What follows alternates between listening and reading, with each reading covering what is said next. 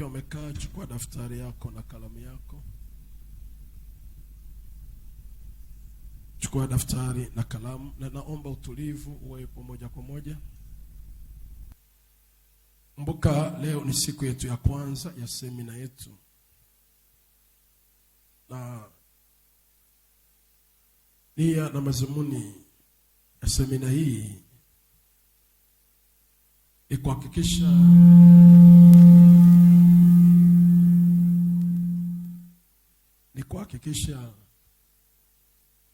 zile roho 12 ambazo ni sababu za kushindana na mafanikio yetu, tunahakikisha tunazishinda hizi roho. Naomba napokuwa nafundisha neno hili lisiishie tu kwenye kufundisha na kwenye daftari. Jaribu kuwa mtu mwenye kiu ambaye umebeba nia na unakusudia uone mafanikio. Dunia na watu, nilifundisha kwamba kuna vitu ambavyo roho yako haijabarikiwa kuwa navyo, lakini kuna watu ambao wana hivyo vitu kwa ajili yako wewe. Kwa hiyo unatakiwa uombe sana kwa ajili ya kushinda hizi roho 12 ili mipaka ifunguke. Wale watu ambao wamebeba baraka zako uweze kukutana nao. Na tena nasikia kabisa wingu hilo litafunguka, na mwezi wa 4 kuna watu watapokea vitu. Tapokea. Kwa hiyo nisikilize kwa makini sana. Neno hili nimekuja kwa wakati maalum na kusudi maalum kwa ajili yako wewe. Na siku zote uzuri wa Mungu huwa anatuma neno kwa ajili ya mtu. Tunaendelea, nafikiri Jumapili tuliangalia roho 4. Hebu niweke msingi kidogo, alafu niendelee na hizi roho zingine. Kumbuka somo letu ni kushinda hizi roho 12 zinazozuia mafanikio. Kumbuka nilikusia na nikasema kwamba mafanikio si jambo la mwilini. Mafanikio ni jambo la rohoni. Mafanikio ni jambo la rohoni. Nataka nitoe ufahamu fulani hapa. Kuna kitu nasikia nikieleze kidogo hapa. Kuna kitu nasikia mguso nikieleze kidogo kabla hatujaendelea mbali kidogo. Mafanikio nimesema si jambo la mwilini. Mafanikio ni jambo la rohoni. Mafanikio ni jambo la rohoni. Kwa sababu roho ndio inabarikiwa ili baraka zije mwilini. Na nikasema kimsingi shetani huwa anashambulia roho iliyobeba mafanikio, kwa sababu anajua kabisa kilichobarikiwa ni roho, sio mwili. Na tuliangalia maandiko kadhaa wa kadhaa. Naweka msingi ili niendelee. Na ukianza kujua mafanikio ni jambo la kiroho na kilichobarikiwa ni roho, lazima uwe na ile kanuni ya kujua matembezi ya roho. Matembezi ya roho. Lazima uwe na kanuni ya kujua matembezi ya roho. Matembezi ya roho. Nimesema kuna kitu kinaitwa utambulisho. Utambulisho wa roho. Nikasema utambulisho wa roho unafanyika kwenye ulimwengu wa roho. Roho iliyobeba pesa nyingi. Roho iliyobeba safari za kimataifa.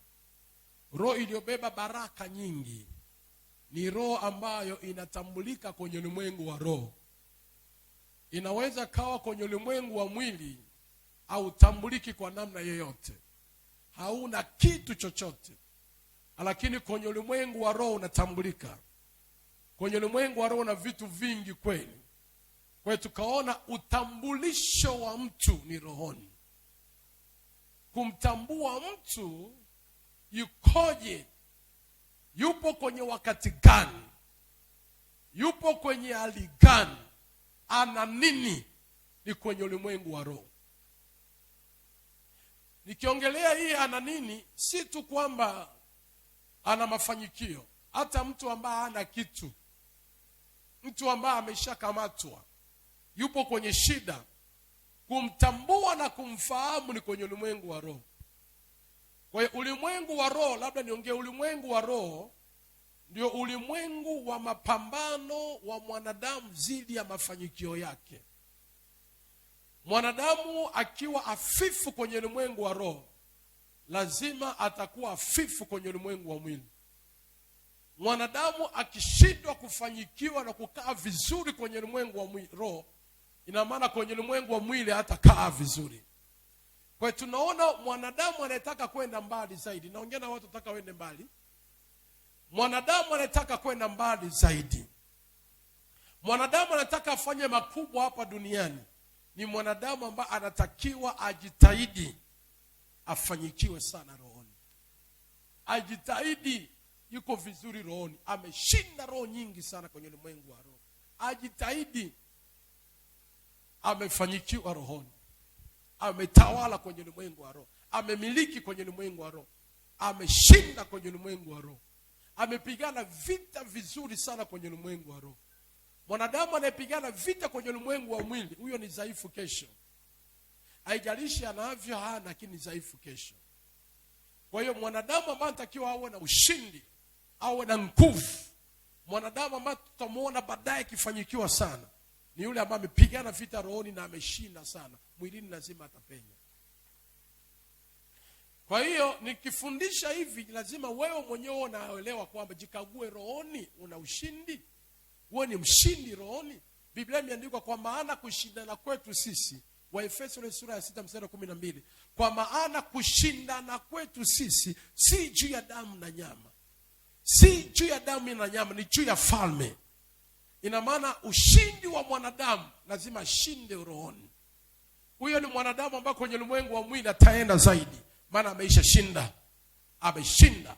Sasa nikiongelea ulimwengu wa roho, natamani niongee.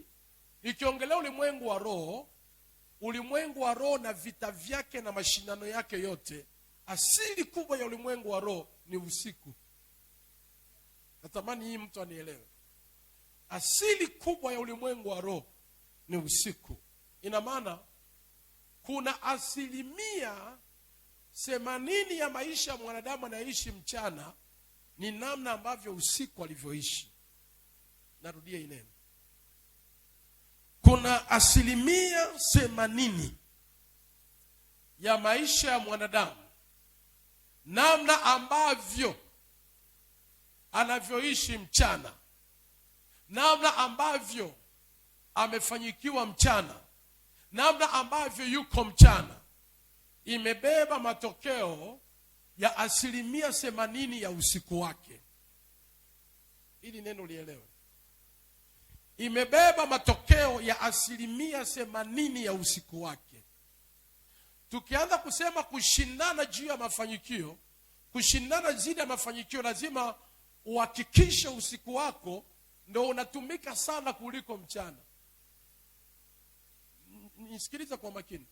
Hakikisha usiku unautumia vizuri sana kwa ajili ya mambo ya rohoni kuliko mchana. Na maanisha hivi. Angalia sana viwango vyako na masaa yako yawe kulala usiku. Masaa yako yawe kuwa macho usiku, na masaa yako yawe kuwa umelala usiku. Lakini usiwe macho kwa sababu ya kuangalia TV. Usiwe macho kwa muda mrefu kwa sababu ya kuchati na simu. Usiwe macho kwa muda mrefu kwa sababu tu unaangalia mambo ya Facebook. At least uwe macho kwa muda mrefu basi unaangalia mahubiri redioni, kwenye simu. Kwa hiyo asilimia yako ya wewe kutawala mchana imebebwa na asilimia ya namna ambavyo wewe umetawala usiku. Kwa hiyo ili uanze kushinda mchana biashara yako, kushinda mchana kazi yako, kushinda mchana chochote ambacho nahisi ukifanya mchana, lazima uanze kukishinda usiku. Maana mchana huwa mara nyingi roho haitokagi mchana. Ndio maana tunatembea usiku, watu hawatembee. Mtu aliyelala usiku ni roho yake imetoka. Hakuna mtu yeyote atakayelala roho ikiwa ndani. Huyu ana kifungo kingine cha nafsi. Lakini mtu tu akilala, ina maana roho imetoka, ndio maana amelala. Roho imetoka, ndio maana amelala. Sasa hiyo roho usiku, lazima wewe sasa ambaye ni wa rohoni, lazima uhakikishe usiku roho ambazo zimetoka, na wewe roho ambaye ni neno lako ni roho. Unapokuwa unatamka maneno ni roho. Unapokuwa unaomba usiku, naomba kwa ajili ya biashara yangu, naomba kwa ajili ya kazi yangu, nafungua milango ya biashara yangu, nafungua milango ya kazi yangu, napiga kila roho zote, naitawala mchana wa leo, naitawala siku ya leo, naimiliki siku ya leo, naikamata siku ya leo, na watu wote wa baraka na kila kitu, nakataa kutawaliwa mchana, navunja roho. Unapoomba usiku hivyo, umeitawala usiku. Na usiombe lisali moja, jitie nguvu, unataka kuomba hata masaa 3 kama unaweza. Ukishindwa sana basi lisali moja. Unajitia nguvu zaidi, unanena kwa lugha huku unaomba. Ukilala usiku, mchana umetawala. Mchana una ushindi mzuri. Kuna mafanikio ambayo utayapata kiurahisi mchana. Biashara yako unaweza ukaiona kiurahisi mchana. Kazi yako unaweza ukaiona kiurahisi mchana. Lakini ikiwa usiku wewe ni usiku wako wa kulala tu, kumbuka watu hawakuijii usiku waliovaa mwili. Usiku wa manane wanapumzika, wanawaza namna kuja wewe kwako kesho mchana. Lakini usiku huo wanapowaza ni usiku ambao roho yao zinafungwa na kukosa ile kiu ya kukuijia wewe usiku mchana. Mtu amekuahidi kesho nitakuja, usiku wa leo roho yake inaziwiliwa. Na maana akiamka asubuhi anaondoa mawazo ya kuja kwako. Asubuhi mawazo imeondoka ghafla ya kuja kukuletea chochote. Kwa hiyo ina maana watu wako wa baraka unatakiwa utawale usiku ili mchana waone. Wanakuja mchana. Mme wako, mke wako, kazi yako, vyote unavyovitakiwa kuviona mchana vinakuja. Lakini ili vije mchana, lazima usiku huo umevitawala. Usiku huo umesimama kwa ajili. Kwa hiyo kuna watu mnahitaji, kuna watu wanahitaji vitu vitatu. Kuna watu wanahitaji rehema ya Mungu ili waingie kwenye mafanikio yao. Na nikiongea rehema, unanielewa? Rehema ni nini? Vizuri. Kuna watu wanahitaji huruma ya Mungu tu ili waingie kwenye mafanikio. Namba 2, kuna watu wanahitaji neema ya Mungu ili waingie kwenye mafanikio. Nikiongea neema, unanielewa? Unahitaji upendeleo wa kimungu tu ili uingie kwenye mafanikio yako. Haleluya. Kuna kitu ambacho kinaitwa namba 3. Kuna mtu anahitaji tu wema wa Mungu ili aingie kwenye mafanikio yake. Kwa hivyo ni vitu ambavyo tunatakiwa vielewe kwa makini sana. Lakini kwa nini mpaka uhurumiwe? Kwa nini mpaka upendelewe? Unahitaji ushindane. Na mtu yeyote ambaye anataka kwenda mbali sana ni mtu anayeshindana peke yake.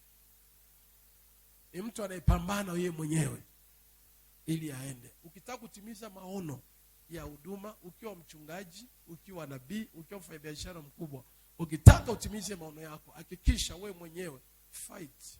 Omba sana. Omba sana mwenyewe. Ukiwa mlegevu kuomba mwenyewe, hautaenda mbali zaidi. Sema amen. Kwa hiyo tunaona kwenye ulimwengu wa roho, ziko roho ambazo zinamzuia mtu sana kwa ajili ya mafanikio yake. Tuliangalia roho ya kwanza ni roho ipi? Roho ya kwanza tuliangalia ni roho ya mipaka. Sintoifundisha, nafanya tu review ili niende kwenye roho nyingine. Tuliangalia roho ya mipaka. Unawekewa mipaka na kiwango chako cha kumiliki pesa. Kiwango cha kumiliki pesa kwa mwezi. Sikiliza, hii nimeieleza kwa umakini sana. Lakini sielewi kama wewe umenielewa. Kiwango cha kumiliki pesa kwa mwezi haijalishi hata kama wewe ni mfanyakazi. Kwa maana ukiwekewa kiwango cha kumiliki pesa kwa mwezi, hata kama unalipwa milioni 1 kwa mwezi, nilisema kwamba ukiwekewa kwa mwezi lazima upate 300,000 tu, upate 200,000 tu. Ina maana mpaka mwezi ufike, kuna mambo mengi yatatokea hapa mpaka mshahara wako upokee kile kiwango ambacho umewekewa. Hii uiangalie vizuri sana, mtu wa Mungu. Angalia vizuri sana hii. Haleluya. Angalia hii. Yaani haijalishi unapewa milioni 2 kwa mwezi, lakini kwenye ulimwengu wa roho mapepo wamekuwekea mipaka. Hautavuka 300,000, hautavuka 200,000, hautavuka 100,000. Kwa hiyo mpaka mwezi ufike, hela imeisha, baki ile 100,000.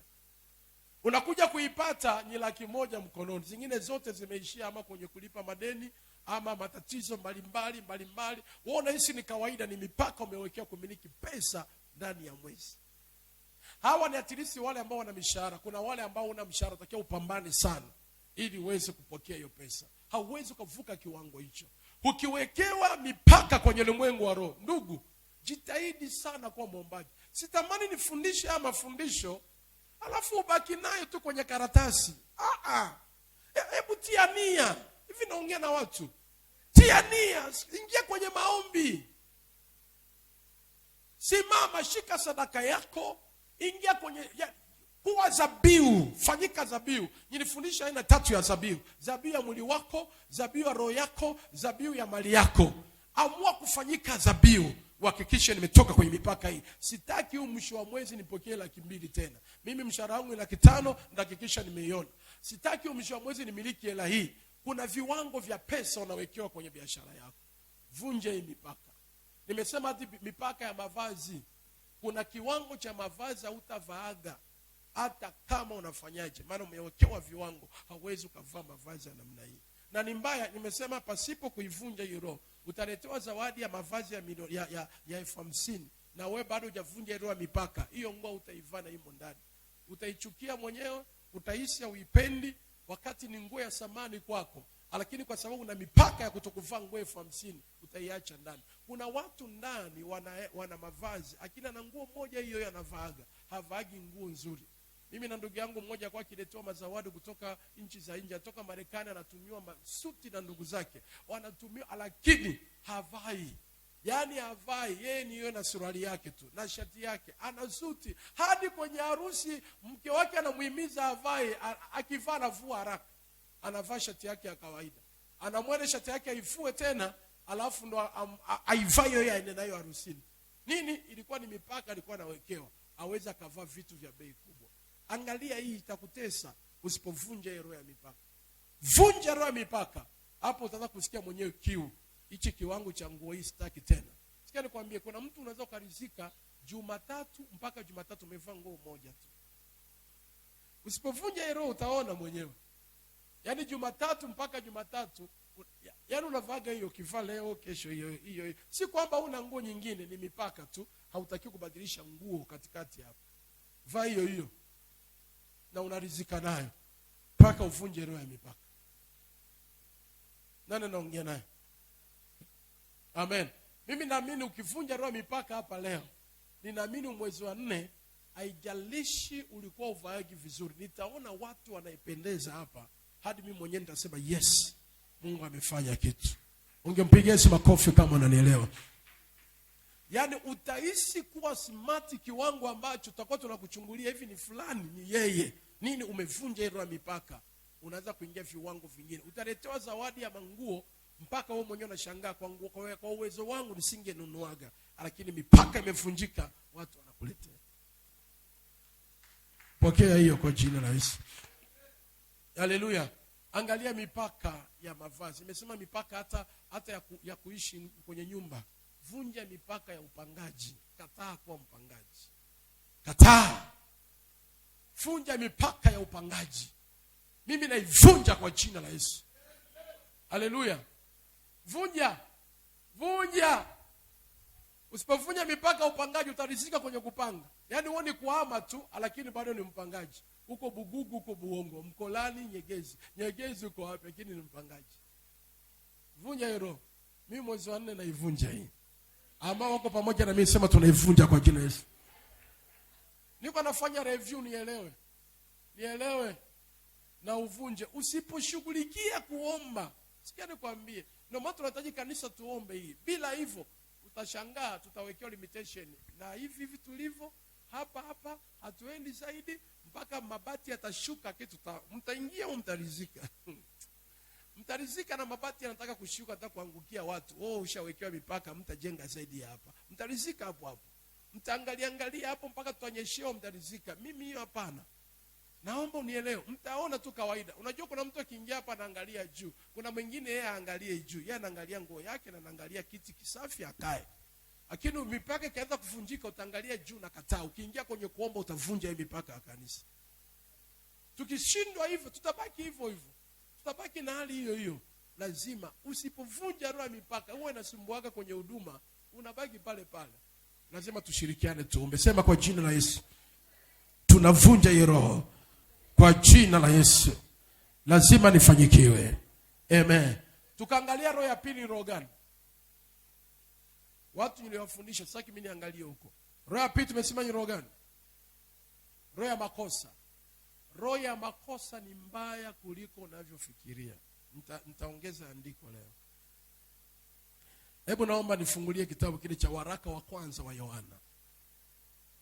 Waraka wa kwanza wa Yohana, ile sura ya 4 na ule mstari wa 6. Kuna mtu anayekosea kama kukosea kawaida. Kuna watu wanakosea ni roho iko kwake. Roho ya makosa. Sasa roho ya makosa ikiingia kwenye maisha yako, hebu ngoja nikwambie ninavyofanyaga kazi. Hebu nisomee hiyo. Waraka wa kwanza wa Yohana sura ya kwanza. Sura ya 4. Waraka kwanza wa Yohana, ile sura ya 4. Na ule mstari wa 6. Waraka wa kwanza wa Yohana sura ya 4 mstari wa 6. Sisi twatokana na Mungu. Sisi twatokana na Mungu. Yeye amjuaye Mungu atusikia. Yeye ajuaye Mungu atusikia. Vizuri. Yeye asiyetokana na Mungu atusikii. Yeye asiyetokana na Mungu atusikii. Katika hili twajua roho wa kweli. Katika hili twajua roho ya kweli. Na roho ya upotevu. Na roho ya upotevu. Barikiwe. Katika hili twajua roho ya kweli na roho ya upotevu. Kuna roho ya makosa inaweza kukaa ndani ya maisha ya mtu. Mtu ambaye ndani yake ana roho ya makosa, mafanyikio kwako utakuwa unasikia kuumia. Unajua roho ya makosa ni mbaya. Roho ya makosa inakuwa inakupa maumivu ya ndani mwenyewe. Unakuwa unasikia kuumia. Yaani kuna mtu, yaani yeye akitaka anaweza karopoka mpaka ukashika kichwa hivi. Ndio baya roho ya makosa. Utaropoka. Yaani inakufanya maneno yako yakisikika kwa mtu ni kukosea. Mpaka unajiuliza hivi niongeeje, nifanye nini? Yaani wewe una roho ya makosa, haitaki uingie kwenye mafanikio. Unaweza ukakaa na mtu wa baraka kwenye maisha yako, haijalishi ni mume wako ama ni mke wako, haijalishi ni mchumba wako, lakini kwa sababu una roho ya makosa, maneno unayeropoka kwake ni ya makosa tu. Akikusikia nasema hamna. Na wewe uelewi, wewe unahisi ni sawa, kumbe sio sawa. Ni roho ya makosa ambayo inakaa ndani yako ikukosesha kwenye mafanikio. Na hii huwa unaangalia vizuri mtu ambaye una tabia kuropoka makosa. Kuna neno kimwambia mwenzio mpaka yani atamani kukupiga, lakini anafunga na mirago na kuacha hapo, hataki hata kuongea na wewe. Anaona huyu hiyo ni roho ya makosa, ni spirit mbaya, yani ilimkosesha sana Sauli. Roho ya makosa ikikaa ndani ya maisha yako, utashangaa watu wanaekuja kwako ni watu wa kukosesha tu. Yani wanatumwa watu wa kukosesha. Paka unajiuliza, rafiki huyu anaukosesha, huyu anaukosesha, huyu anaukosesha. Sema naivunja roho kwa jina la Yesu. You are not serious. Mimi sijui kama utaenda. Sioni kama uko serious na hili. Haya ndio siri ya mafanikio. Shetani ni mtu mwenye akili kuliko unafikiria. Ana ufahamu na fikra sana. Anajua. Unajua kuna mtu anajihisi yeye iko sahihi, kumbe ana makosa. Anajiamulia mwenyewe kwa kuona kwamba iko sahihi na anainua na mabega juu. Kumbe ni makosa ambayo inaangamiza maisha yake ya kesho. Hilo ni mbaya sana kwenye maisha ya mtu, ni mbaya sana. Ni roho inampaga mtu wake, inampa mtu usahihi mahali ambako una usahihi, inampa mtu kurizika mahali ambako hataki kurizika, inakuwa namkosesha tu. Na ukiwa na mtoto ambaye ana roho ya makosa, wewe mama jitie nguvu juu yake. Utakuwa unashangaa anakuropokea maneno mpaka unashangaa. Na ulikuwa umeandaa zawadi ya kumpa, lakini atachokujibu unaona mpaka ugumu kumpa hicho kitu. Unaona ugumu, unatamani umpige, unashindwa, unaamua kuacha. Nini? Kuna roho ya makosa iko ndani yake. Sasa naomba nisikilize vizuri roho ya makosa. Kuna aina 3 ya roho ya makosa. Kuna wale aina ya kwanza, roho ya makosa, shetani anaitumia ndani yake mwenyewe kwa ajili ya kumkosesha kwa namna yoyote. Hiyo ni aina ya kwanza. Na maana maneno yake, 90% ya maneno yake zaidi ni ya makosa. Maneno mengi anakuwa anakosea. Mengi. Yaani mtu mwenye roho ya makosa akikupa ushauri ndo anakosea tena.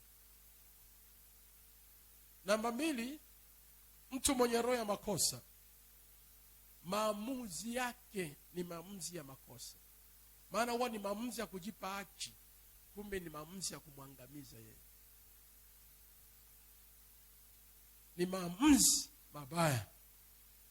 Yaani anaamua tu bila anaamua tu.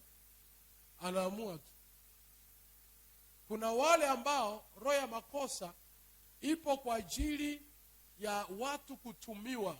Adui anatumia watu wamkoseshe. Yeye anataka jilinde iko salama, yeye anajilinda iko vizuri, lakini wanatumiwa watu ili wamkoseshe. Anatuma mtu akuuzi tu, na wewe ukikaonani basi makosa yanaingia hapa. Na ndio maana lazima uwe makini sana unapotaka kuona hapa niko vizuri kwenye mafanikio. Kuwa makini sana kushinda hizi roho. Amen. Siku zote neno la Mungu lina uwezo sana na lina nguvu ili kukutoa kwenye roho ya makosa. Hebu fungua Timotheo na kuongezea andiko ili niendelee. Timotheo ile sura ya 2 na ule mstari, Timotheo wa 2 ile sura ya 3 na mstari wa 16. Timotheo wa 2 sura ya 3 na mstari wa 16. Timotheo wa 2 sura ya 3 mstari wa 16. Kila andiko lenye pumzi ya Mungu, kila andiko lenye pumzi ya Mungu lafaa kwa mafundisho, na kwa kuwaonya watu makosa yao, na kuwaongoza na kuwaadabisha katika haki, na kuwaweka katika kuadabisha katika haki. Mtu akiwa na roho ya makosa, huwa hata neno la Mungu kwake analihisi nimekosea.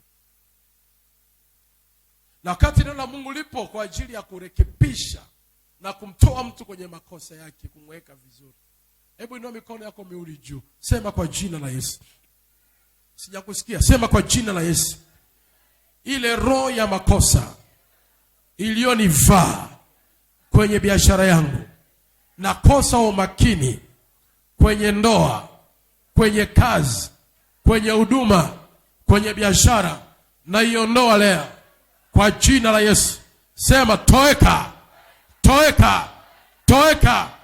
Sema ile roho ya makosa iliyonivaa kwenye maisha yangu, na itoa leo, na iyayusha leo, na ikemea leo. Sema yayuka kwa jina la Yesu. Amen. Hiyo ni roho namba 3. Roho namba ngapi tulienda? Roho namba 4 ili niende roho zingine. Roho namba 4 nimesema roho ya ulemavu. Amen. Roho ya ulemavu. Unajua, nilisema mtu akiwa na roho ya ulemavu katika ulimwengu wa roho, kimsingi mtu mlemavu ni mtu ambaye huwa anaketi mahali pamoja. Haijalishi ana miguu, lakini hawezi akamove. Hawezi akatoka hatua moja kwenda hatua nyingine, kwa sababu ndani yake kuna roho ya ulemavu. Hawezi akaendelea. Kuna roho ya ulemavu kupale kwenye maisha yake. Hawezi akaenda kibiashara, hawezi akaenda kihuduma, anaweza kabaki pale pale, hakuna progress yoyote, hata jenga, hata miliki, watu waendelee, yuko pale pale, hakuna maendeleo yoyote. Kuna ulemavu umewekwa pale, amesimama pale pale, yuko pale pale. Nenda rudi, utamkuta na mavazi yale yale. Nenda rudi, utamkuta na akili ile ile, ufahamu ule ule, hakuna kuendelea. Nini? Kuna roho ya ulemavu hapo ndani yake. Hii ni roho ambayo inakufanya usiingie kwenye mafanikio yako. Sema naishinda hii roho kwa jina la Yesu. Tunaenda roho namba 5. Hii nilikuwa nimefanya review, sitaki kwenda sana. Tunaenda roho namba 5. Roho namba 5. Roho namba 5 ni roho ya kukosa unapokaribia kupata. Roho ya kukosea ama ya kukosa ama ya kushindwa unapokaribia kupokea, unapokaribia kupata. Roho ya kukosea ama roho ya uharibifu unapokaribia kupata. Unajua kuna mtu ama kuna watu wale ambao ili apate kuna namna ya kutafuta sana ama kuna namna ya kupambana sana ili aweze kupata. Na mara nyingi kwenye maisha ya mwanadamu yoyote ambaye ni mvumilivu, aliyepambana kwa muda mrefu na kutulia, Mungu hamwachagi, Mungu anamsaidiaga. Lakini ndani yake kikuwepo na roho ya kumkosesha anapokaribia kupata. Kuna wale watu ambao kwa miwani ya macho ya kiroho ukimwangalia unaona huyu anavyoendelea kimaombi, huyu anavyoendelea kuhudhuria ibada, bila shaka kwa muda mchache huyu atabarikiwa, kwa muda mchache huyu atainuliwa. Kuna namna unaweza kumwangalia mtu ukaona kabisa baraka zake ziko karibu kutokea, mafanikio yake yako karibu kutokea. Mimi wanaangaliaga watoto ambao nimewalea kiroho na Wakristo ambao nimeishi nao ama washirika ambao mimi wapo kanisani. Unaweza ukamuona anaweka bidii sana kuhudhuria ibada, anaweka bidii kiasi kwamba nafsini mwako wewe kama mchungaji unasikia kabisa mguso wa kwamba nahisi hata nimbariki huyu mtu. Wewe mwenyewe tu unahisi. Unajua mchungaji anapoanza kugusa moyoni mwako kubariki, ujue hivyo ni milango ya watu wengi wamegusa kubariki. Maana mimi yani kwa sehemu Mungu aliomo ndani yangu, Mungu ndio anaanza kufungua nafsi yako wewe na kuanza kusema na nafsi za watu wengine.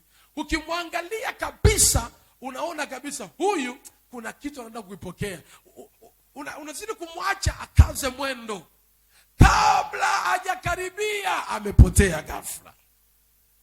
Ukimwangalia ibada ya Jumanne umuone, ibada ya Alhamisi umuone, Jumapili umuone, wiki ile unasema huyu vipi, ameenda wapi? Unasikitika, unaacha. Nini?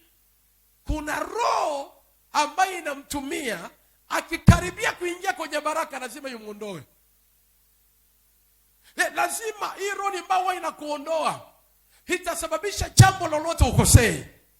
Liko tukio ambalo litakufanya unapokuwa kwenye ukingo hauwezi ukazalisha baraka. Hii roho imemsumbua Yuda. Yuda alikaa kwenye mlango wa baraka kina kuingiaga ndani. Alikaa na Yesu anaendelea, lakini hii roho ilimletea tu hali ya kuona kwamba amechelewa. Hali ya kuona kwamba Yesu anadai atakufa, ataondoka. Itakuwaje? Huyu akamwanza, shetani akamuingia ghafla. Yuda akashinda kuingia kwenye baraka wakati alikaa kwenye lango akina kuingia ndani. Hii ni roho ambayo inamfanya mtu hawezi kupush. Sikia nikwambie kanisa, nisikize vizuri. Ukiona, hebu nikupe dalili namba 1 ya roho ya kukaribia kupokea kwenye maisha yako. Utapata dalili za aina gani? Labda nikupe hiyo dalili ili uelewe. Dalili ya mtu ambaye anakaribia kupokea, huwa kuna dalili 4. Dalili za mtu ambaye anakaribia kuingia kwenye muujiza, anakaribia kuingia kwenye baraka. Dalili ya kwanza, huwa ni dalili ya uchungu. Unakuwa unahisi kabisa uchungu ndani ya moyo. Wao unaga roho ya uchungu, lakini uchungu unaona unazidi tu ndani yako. Unakuwa unapata uchungu kwa ajili ya kazi ile, uchungu kwa ajili ya huduma. Kumbuka, elewa kwamba uchungu huo sio uchungu wa kuona uchungu wa matukio, hapana. Ni uchungu, kuna kitu nakaribia ukipokea kinaanza kukutumikisha ndani. Hiyo ni dalili ya kwanza. Kwa usipokuwa makini, ile uchungu itakuondoa. Kabla sijaenda mbali zaidi, hebu fungua Wafalme wa Pili. Nifungulie Wafalme wa Pili mwanangu. Fungua Wafalme wa Pili, utanisikiliza ili nikupe hizo dalili. Sasa kuna watu hizi dalili huwa zinawashinda, ghafla anapotea. Wafalme wa Pili ile sura ya 19 na ule mstari wa 3.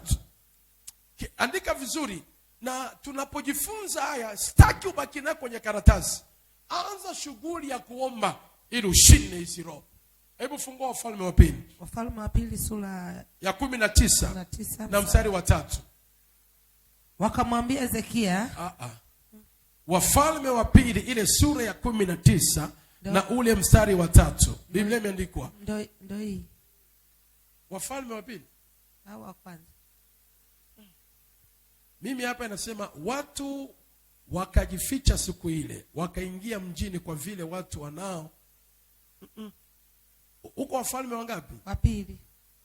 Wafalme wa Pili sura ya 19. Hebu niangalie hivi vizuri. Mstari wa 3. Hebu tuenda 1 2 3. Hiyo. Wakamwambia Hezekia aseme hivi. Siku hii ni siku ya ziki. Tulia. Siku hii ni siku ya ziki. Sijaenda kwenye dalili nyingi. Tuko dalili ya kwanza, uchungu. Dalili ya pili, dalili ya ziki. Mtu ambaye anakaribia kupokea, lazima ziki kwake wewe inazidi.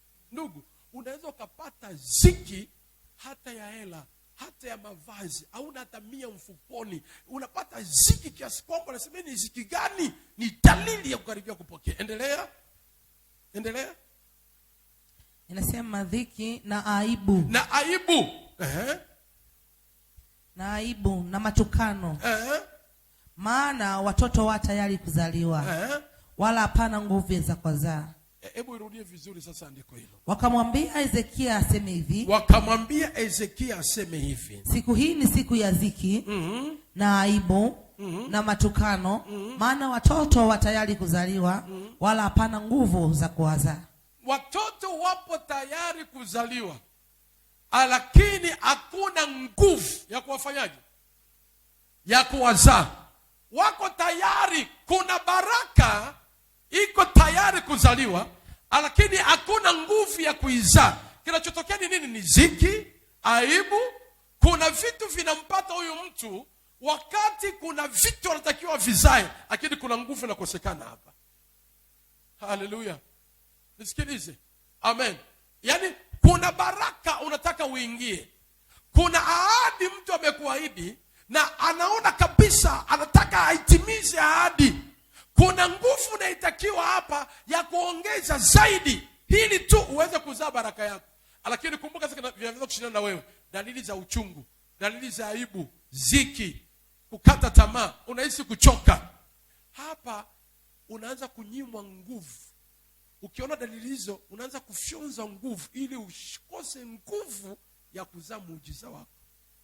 Ndio maana dalili zinaanza za ziki, dalili za aibu, dalili za uchungu, dalili za unahisi kuchoka ili uishiwe nguvu. Hebu angalia mama mjamzito ambaye anataka kuzaa mtoto. Mama mjamzito ikifika wakati akiwa na mimba anaga shida, lakini akifika hospitali ili aweze kuzaa, ule uchungu unakuwa ni uchungu ambao unataka kuzaa, na ikibidi akose nguvu, yule mama anazungukwa na manesi, anazungukwa na madaktari ili wamsaidie nguvu zaidi aweze kupushi baraka yake. Wanamsaidia na manesi wengine tunavyosikia, unakuta mama akitaka kupanda miguu anachoma hata vitu ili wamsaidie. Kuna baraka anataka kuipokea, kuna baraka anataka ishushe. Akikosa nguvu huyu mama, baraka itakufa. Kwa hiyo wanamzidishia kumuongezea nguvu ili aweze kuzaa baraka yake. Sikiliza nikwambie, kuna muujiza ambao unatakiwa upokee, Na muujiza lazima uzidishe nguvu. Ukianza kuona kuchoka, ukiona kukata tamaa, ukiona mambo yanatokea aibu, mara unaongeleshwa, elewa kwamba nguvu nataka ishuke. Cha kufanya wewe, tafuta watu, njoo kwa baba yako wa kiroho, njoo kwa mchungaji wako, nenda kwa rafiki yako ambao unajua huyu ananielewa na ni mzuri kwenye maombi. Kama una mke, nenda kwa mkeo kama ni mzuri kuomba. Sikiliza, kaa naye, ongea naye, mwambie mke wangu nimechoka, lakini nitamani nifanye jambo fulani, lakini nahisi kuchoka. Ujua anataka kuzaa baraka, lakini adui anaanza ile roho ya kumkosesha anapokaribia kupokea, inaanza kuinuka ghafla. Acha akusaidie maombi, akusaidie mawazo, akusaidie ushauri ili uzae baraka yako. Usipokuwa makini hapo, utakimbia wakati ulikuwa karibu kupokea. Watu wengi wanakimbia ukingoni. Almost of the people ukingoni ameisha kimbia. Ukingoni kuna roho imeinuka, huyo ameenda. Unasema aise, huyu jamaa bwana, mimi ukoni sio pingika, na mwanangu yuko hapa kabisa. Nilimwahidi, nikasikia kumwahidi kabisa kwa moyo mkunjufu. Nikasikia kuahidi, nikamwambia kabisa, unaona ile gari nyeupe nitakupa. Nikaahidi, unaona hichi na hichi nitakutendea. Nikaahidi kabisa kwa mimi nitafanya hivi na hivi.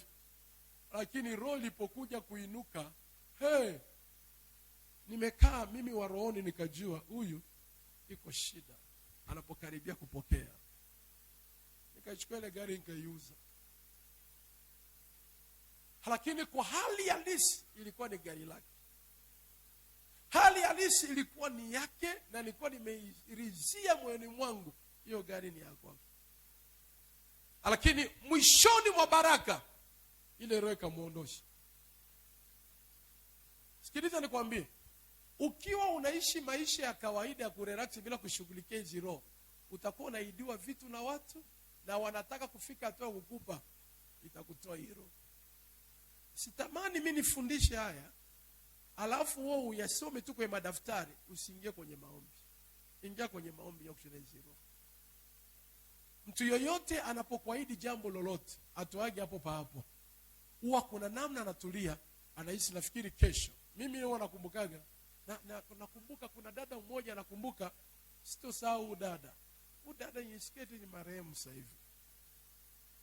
Huyu dada alikuwa na shida sana. Mama yake alikuwa na miguu ya hivi.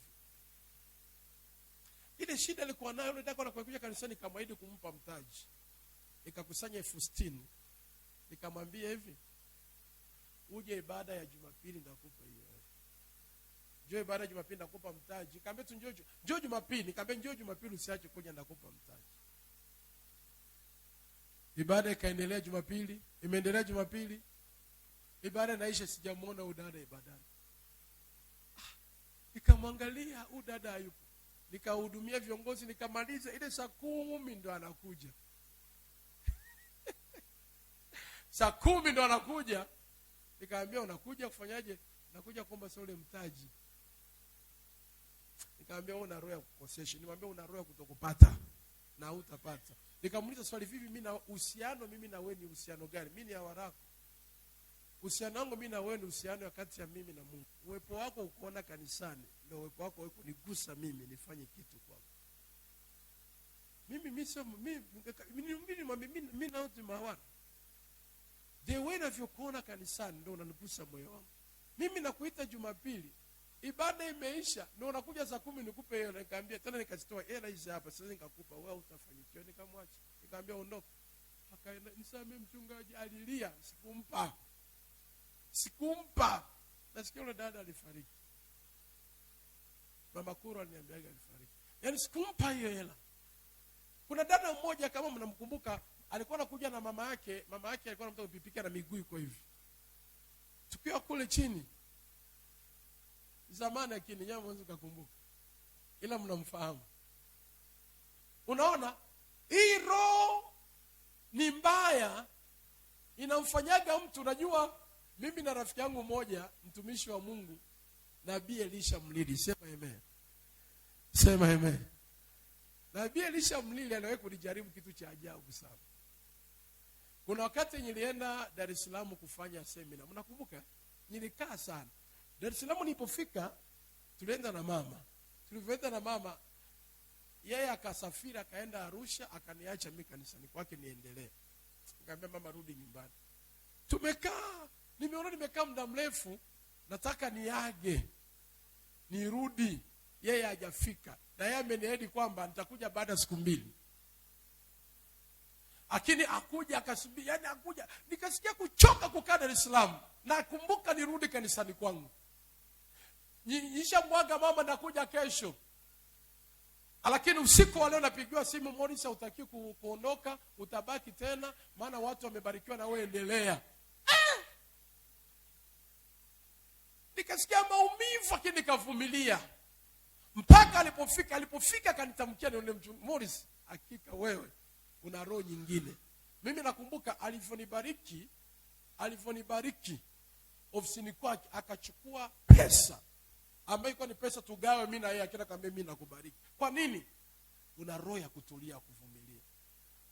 Hii inawasumbua watu wengi, na nashukuru Mungu baada ya kuvunja mipaka, labda niseme, unajua kwa tuahidi kuja, tumewasiliana naye jana, amenipigia simu, amesema mwezi wa 5 ndo anakuja hapa kongamano, mwezi wa 5 hapo. Pigie si makofi ya nguvu. Si tumevunja roho ya vizuizi? Si imevunjika?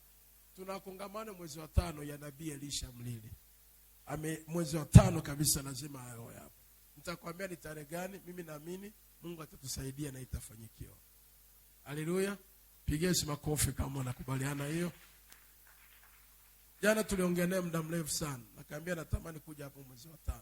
Kwa hiyo wa 5 tutakuwa na kongamano hiyo. Unaona roho ya vizuizi? Kweli bwana, tupige roho ya vizuizi. Unajua tulikuwa tumeiandaa toka mwaka jana. Shetani alizuia. Tuliandaa toka mwaka jana, shetani alizuia. Tumeomba Jumapili roho ya vizuizi, Jumatatu jana naongea naye, mwezi wa 5 tumepanga na kuja. Bwana, hii roho 10 inafanya kazi bwana. Hebu sema tunaishinda kwa jina la Yesu. Piga hii roho, sema tunaipiga roho vizuizi kwa jina la Yesu. Nikasema kumbe, nikasema hapa nitaipiga mpaka kuna tena itakaizuia. Unaona, mtu anayekaribia kupokea ile roho inamuondoa. Anatoeka kabisa, anaondoka. Mpaka unajiuliza, hivi udada vipi? Huyu kaka vipi? Yaani ndoa inakaribia, mambo yanaharibika. Baraka inakaribia, mambo yanaharibika. Unasikia kabisa moyoni mwako, huyu natamani hivi. Hebu nikuulize swali, wangapi ushaga sikia moyoni mwako na siku kumbariki, alafu baadaye unaona ameinua kikwazo? Hajawahi kutokea? Yaani huyu ana roho ya kutokupata, mwishoni unahisi kabisa kuna shida pale. Sasa usipokuwa unashughulikia hizi roho, wakati wa mwisho, final yako ndo uharibifu wako unatokea. Watoto wanataka kuzaliwa, lakini hakuna nguvu inayowazaa. Ukiona mtu anakuambia jitie moyo na kuona sasa hivi unapiga hatua, zidisha nguvu. Mtu akikupongeza naona unapambana, zidisha nguvu. Ujue kwamba hapa nataka kuingia kwenye muujiza. Ukizubaa, ile roho itakutoa. Inawatoaga wengi, wanasafiri ghafla. Hasira naibuka ghafla, huyu anaondoka. Na ukirudi lazima uanze upya. Ile roho imekutoa. Sema haitakuwa sehemu yangu kwa jina la Yesu. Sema tena, hii roho haitakuwa sehemu yangu kwa jina la Yesu. Sauti, sema hii roho haitakuwa sehemu yangu kwa jina la Yesu. Lazima nifanyikiwe. Sema lazima nifanyikiwe. Kila baraka iliyoandaliwa huu mwezi wa 4 nitavumilia mpaka niipokee kwa jina la Yesu. Kila roho inayonizuia napokaribia kuingia kwenye muujiza, lazima nizae muujiza wangu. Toa sauti, sema lazima nizae muujiza wangu. Naishinda hii roho kwa jina la Yesu. Naishinda hii roho kwa jina la Yesu. Lazima nipokee. Sema amen. Sema amen. Tunaenda roho ya ngapi? Roho ya 6, inaitwa roho ya Farao. Roho ya 6 ni roho ya Farao. Spirit of Pharaoh. Roho ya Farao. Roho ya 6 ni roho ya Farao. Roho ya Farao ni roho mbaya sana. You must know that Farao is a spirit. Natamani mtu ajue Farao ni roho. Farao sio mfalme unavyofikiria. Farao ni roho ya Farao iliyotawala Misri. Roho ya Farao. Sasa hii roho ya Farao ina njia nyingi sana. Roho ya Farao inafanya kazi kwanza kwa kuwafanya watu wawe watumwa. Roho ya Farao ikiwa juu ya maisha yako inakufanya uwe mtumwa wa shughuli unazozifanya. Kuna watu, kuna kazi ambao wanaifanya, lakini ile kazi ni mtumwa wa ile kazi. Ukianza kuona kazi yoyote unaifanya inakufanya kuwa mtumwa, ujue kuna roho ya Farao ambayo iko pale kwenye ile kazi, inaifanya uwe mtumwa wa ile kazi. Mtumwa kiaje? Sikilize kwa makini sana. Kuna mtu hana muda hata wa kupumzika na kazi ni yake. Hana muda hata wa kupumzika, biashara ni yake, ya kwake mwenyewe, lakini kupata ule muda tu wa kupumzika ili angalau apumzike afanye mambo mengine, au ana masaa yote yupo kwenye shughuli zake. Hadi na Jumapili hajagi kanisani. Ukiona kazi inafanyika kuwa mtumwa kwenye maisha yako, elewa kwamba ile kazi kuna roho ya Farao ambaye inafanya ile kazi. Na kazi yoyote ambayo inakuwa mtumwa, na maana imekutawala, hautaona mafanikio pale. Kazi haitaki kumtawala mtu. Mtu anatakiwa itawale kazi. Uongozi wowote wa maisha mtu anaufanya lazima utawale uongozi ule. Uongozi kutawale. Chochote kifanyacho kikikutawala hautakiongoza, na maana kuna mafanikio pale. Nisikize kwa makini. Angalia kitu unachokifanya, unakitawala ama kinakutawala. Ukiona kinakutawala wewe, akitakupa mafanikio, kitakukontrol, maana kanuni ya utawala kinakuongoza. Kama unafanya huduma ya kanisa na inakutawala, hautaona mafanikio pale. Lazima uitawale huduma. Sikiliza nikwambie vizuri. Pesa unaipata kwenye mikono yako. Ikikutawala pesa, hautaona mafanikio juu ile pesa. Maana ukiipata itakuamurisha nenda ba. Ukiipata itakuamurisha nunua viatu. Ukiipata itakuamurisha nunua maziwa ya mtindi. Ukiipata, pesa inakutawala na kukuamurisha. Wewe ukiitawala pesa utaiamurisha. Ina maana mafanikio ya pesa hautaiona kwa sababu ina roho ya Farao pale, inakutawala wewe uitawale. Sikiliza, kuna mtu akipata pesa tu ndio anaharibikiwa. Yaani akipata pesa ndio anakuwa ni mtu wa ajabu, atatembea kiajabu ajabu, atanunua vya ajabu ajabu, utamshangaa mpaka mabega yatapanda, utamwona mpaka anakuwa na tabia zingine. Pesa ikiisha tu ni mpole kama sijui kama nini. Ni mtu wa kawaida. Sikiliza nikwambie, ukikaa kawaida, usifikirie ni kawaida. This is spirit of Pharaoh, ni roho ya Farao ndio imesimama pale kwenye mafanikio yako, ili ukiyapata ya kuongoza wenyewe. Usipovunja hii roho ya Farao, ukipata hela hauwezi. Sikia nikwambie, you can have a programs. Kuna watu wana mipango, ana mipango. Sikia nikwambie, kujenga hii kanisa sio hela, ni mipango. Ilikuwa nikipanga, nikipata pesa hii nitafanya hichi, nikipata pesa hii nitatenda hichi, nikipata pesa hii nitafanya hichi. Sio pesa, kwani tuna pesa nyingi hapa. Ilikuwa ni mipango. Na hii mipango nilishina kwa sababu roho ya Farao hayupo ndani. Kwa hiyo roho ya Farao ikiwa kwako, unapanga mipango yako kwamba nikipata pesa mimi natamani jamani niende kanunue godoro. Ni Mungu tu akinibariki $100 na mwazangu godoro, kulala chini sitaki. Mungu wanasemaga sio Asumani. Sawa? Maombi yako Mungu ameyasikia na anakubariki $100. Akikubariki $100, roho ya Farao pesa na kutawala, godoro imeondoka pembeni, inawaza viatu. Inakwambia una siku nyingi haujala chips. Inakwambia kabisa una siku nyingi rajipe mwenyewe. Ni roho ya Farao. Unaenda kwenye chips mayai peke yako ndani, na ni mchoyo, utakula chips, utanunua makuku, utanunua masoda, unasema nijiachie kwanza, umesahau godoro. Nisikilize nakwambia, unasahau godoro. Unaona kawaida, ni roho ya Farao inatawala. Yaani baadaye pesa zikiisha, tukikuuliza godoro imeenda wapi? I say. Na ijapokuwa mtu amekubariki hela jua kununua godoro. Na ndio maana mimi mwanangu yote wanajuaga, akiniomba hela lazima nimuulize ya nini. Yaani mimi nakuaga hivi, ndio kanuni yangu. Ukiniambia hata 500, baba nipe 500, unataka kufanyia nini? Baba nipe shilingi 1000, unataka ndio mimi wanilivyo, ndio desturi yangu. Yaani haijalishi, wanajua ukiniomba yoyote nitakuuliza ya nini. Hili nione ulichokiomba ndio umefanya. Ukifanya kila ambao hujaomba, naanza kujua mwanangu ana roho ya Farao. Nihakikishe namna kukuombea. Sema ameko ananielewa. Sasa angalia mipango uliyopanga mwaka jana, hiyo hela ushagaipata. Si kwamba hujaipataga hiyo hela ushagaipata, lakini ile roho ya spirit ya Farao ilikupeleka pengine. Yaani wewe ulikuwa na hela mfukoni, ulipopita makoroboye, uliona mitumba, hauna programu nayo, ukanunua. Mengine umeshagawa, haukuyavaaga, uligawa. Na ilikuwa ni hela program. Nini? Kuna roho ya Farao inakataa mafanikio. Haujawahi kujenga na ulikuwa na hela ya ujenzi.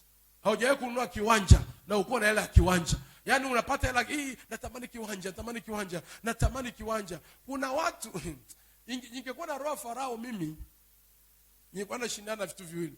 Mimi kuna mwanangu mmoja aliniahidi kunijengea nyumba. Kabisa. Akanambia kwamba mimi naomba tafuta mahali popote nikununulie nyumba ama nikununulie kiwanja. Lakini roho mwangu nasema siwezi kiwanja cha kanisa cha nyumba yangu ya kuishi, nataka cha kanisa kwanza. Alifoniambia nitafute kiwanja, nikamshika Daudi, tutafute kiwanja kile cha kanisa. Mnakumbuka huyu mwanangu anayekuja hadi kwenu akaangalia eneo lenu? Mshamuelewa? Amen. Tukaja hapa nikaangalia, nikasema hili ni eneo. Nikamwambia nimeshapata eneo, akanipa hela 600,000. Ile 600,000 Mungu wangu, ningekuwa na roho ya Farao, ningeenda pengine. Lakini moja kwa moja kwenye mipango nilikuwa nayo. Na ndio maana leo hii tuko hapa ni kwa sababu tulishinda roho ya Farao. Sasa angalia wewe, kuna kitu hujakifanya, ni kwa sababu tu ile roho ya Farao. Ukishika hela inakutawala. Unajua kwengine mnanunua di makofia ambayo myavaagi, utanunua di masoksi, utanunua mpaka yani vitu vya ajabu, vya muhimu vinunui. Haununui. Nini? Funja hilo. Farao ni spirit. Hebu na bahati mbaya Farao anakaaga ziwani. Roho ya Farao ni roho ya ziwani. Hebu sema kwa jina Yesu. Sema tena kwa jina Yesu. Ewe choka Farao uliyekaa ziwani, ziwa lolote lile, ziwa Tanganyika, ziwa Victoria, kwenye mito, kwenye maji, na kushinda leo, hautanitawala. Ewe Farao, yayuka. Sema mara 3 yayuka. Mara 1, mara 2, mara 3. Sema tena. Sema roho ya Farao na kushinda leo kwa jina la Yesu. Sema yayuka. Mtu yoyote ambaye ana roho ya Farao anaga mipango. Kila mipango yake yote huwa inafeli. Hana mipango. Mtu mwenye roho ya Farao atatunza kituwela kwa ajili ya kufanya jambo fulani. Mungu wangu. Hili kianza kufika kwenye kiwango kwa ajili ya kitu fulani. Roho ya Farao imeshainuka. Inamiliki hela. Maana anatembea lakini roho inamnusia. Sina 50,000 ndani. Sina 50,000 ndani. Akitembea akifika kwenye vitu atachukua na hiyo hela, anajua na 50,000 ndani.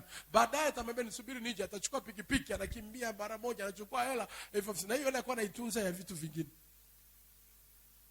Ameshaichukua, anaipeleka, anarudi, akifika pale vile venua mna. Roho ya Farao hautafanya vitu vikubwa. Mafanikio yako yaendelee kwa sababu roho ya Farao inatawala pesa ambazo zikamata. Tawala pesa sikutawale. Sikia nikwambie, ninawahi kusema hivi, kwa nini uende ba? Kama wanywaji wa pombe, kwa nini uende ba? Si unaweza ukaagiza ba nyumbani kwako. Lakini unaenda ba maana pesa inakutawala. Haleluya. Nani naongea naye? Kuna mtu mwenye roho ya Farao. Hebu fungua Ezekiel. Fungua Ezekiel.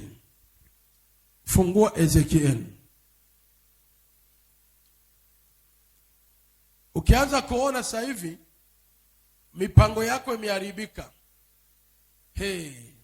Wewe jiulize kwamba kuna roho ya Farao iko hapa. Ezekieli ile sura ya 32. 32. Umefika hapo? Mstari wa 2. Ezekieli sura ya 32 mstari wa 2. Mwanadamu mfanyie Farao, mfalme wa Misri, maombolezo, umwambie, ulifananishwa na mwana simba wa mataifa. Ulifananishwa na mwana simba wa mataifa. Lakini umekuwa kama joka katika bahari. Sikiliza. Lakini umekuwa kama joka katika bahari. Naye watoka kwa nguvu pamoja na mito yako. Naye watoka kwa nguvu pamoja na mito yako. Na kuyachafua maji kwa miguu yako. Na kuyachafua maji kwa miguu yako. Na kuitia uchafu mito yao. Na kutia uchafu mito yao. Roho ya Farao joka inakaa kwenye maji. Farao ni roho. Inakaa kwenye maji, kwenye mito, ili kutawala watu. Nitakuja nifundishe ngome ya ziwani, ndio utanielewa vizuri juu ya Farao. Inakaa kwenye mito kutawala. Ukiona watu wa kanda ya ziwa wengi ni watumwa wa pesa, kuna roho ya Farao yuko pale. So angalia watu wa kanda ya ziwa, ni mvuvi akipata hela. Kumbuka anafanya uvuvi asubuhi, usiku kucha, akiamka asubuhi anapata hela. Akipata hela, ile hela akipata, anaweza sipitia hata nyumbani kwake. Anapitia nyumba ndogo. Anaweza sipitia hata nyumbani kwake. Huyo gongo, walevi wengi utakuta hata kunywa gongo asubuhi, anafika nyumbani sasa haana hata 100, haana hata chochote, ndo anafika nyumbani mpaka mwanamke anashangaa. Nini? Roho ya Farao inakaa kando ya ziwa. Ipo ziwani. Ziwani. Unashangaa wavuvi wana sana, lakini wanywaji wa pombe, wanywaji wa gongo. Tena sio bia, gongo na usherati ndio inawapelekaga huko. Roho ya Farao. Sema kwa jina Yesu. Siongee, sema kwa jina Yesu. Na ivunja roho ya Farao. Isinitawale kwenye upande wa mipango yangu ya pesa. Sema na ishinda kwa jina Yesu. Mimi na historia wavuvi, tembelea wavuvi wengi na manyumbani kwao ni tofauti. Na ana hela, mvuvi ana hela, lakini hela yake roho ya Farao yuko pale, anamcontrol tofauti, anamtawala kwenye mambo mengine. Hebu naomba ujikague. Ukiona siku zote na mipango haitimii, mipango haisimami imara, ujue kuna spirit of Pharaoh, roho ya Farao yuko hapo, inakuwa inakupeleka tofauti. Mafanikio yanaharibika. Na sikiliza, sitamani mimi nifundishe tu bila wewe kuchukua hatua. Sitamani nifundishe na kuchukua hatua. Roho ya Farao ikikupa hela, ukipata hela, ni hela uipeleke hata kwa wara. Hauwezi ukafanya chochote. Tena hii kanda ya ziwa hii, roho ya Farao anatawala sana. Anatawala kuliko unavyofikiria. Anatawala sana. Ukuta mafanikio ni machache sana. Mtu aendi sana kwa sababu gani? Roho ya Farao inatawala pale. Hakuna mafanikio.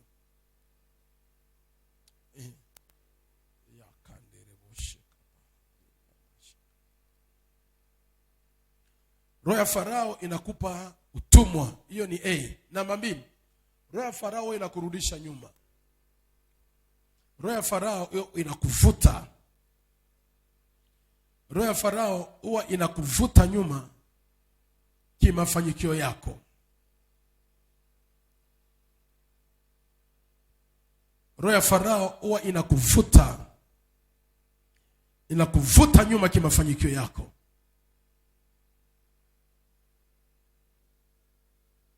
Roho ya Farao huwa inakuvuta nyuma. Kumbuka Waisraeli wameshapata ruksa ya kutoka waende na wameshaenda na wameenda na miliki zote, lakini Farao bado akaamrisha majeshi wawafuate kuwatoa, wawafuate wawarudishe. Sikiliza, mtu yoyote anayeteswa na roho ya Farao asiriziki kwa alichokipokea leo.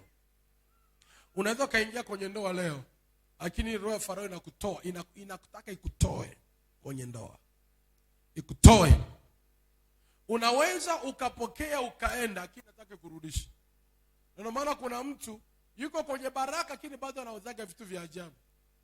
Yuko mahali penye mafanikio lakini kwa sababu roho ya Farao imesimama juu yake, bado inamrudisha kwenye mawazo potofu. Spirit of Pharaoh mbaya kuliko, inazuia mafanikio mpaka unashangaa. Usipoomba kwa imara, haijalishi wewe ni nani. Nisikilize, haijalishi pastors, Yaani haijalishi. Ukibebwa na roho ya Farao, utaona mipango yako. Hautakuwa na mipango yote zidi ya kanisa lako. Hautakuwa na mipango yote juu ya maendeleo ya maisha yako. Hautakuwa na mipango yoyote. Utatawaliwa tu. Maana ni roho inakataa mafanikio kwako. Ni roho inaziwia mafanikio. Chochote cha mafanikio kinakataa. Lazima vikutawale.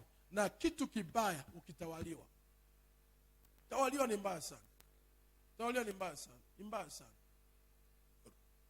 Imesema A, B, C. Namba 3. Roho ya Farao huwa inasababisha mateso kwenye maisha ya mtu. Mateso kwenye maisha ya mtu. Roho ya Farao inasababisha mateso. Ukifungua Kutoka ile sura ya 1 mstari wa 11, naomba tu uandike, utasoma nyumbani. Nataka nifanye maombi. Kutoka ile sura ya 1 mstari wa 11, roho ya Farao inafanya mateso, unateseka.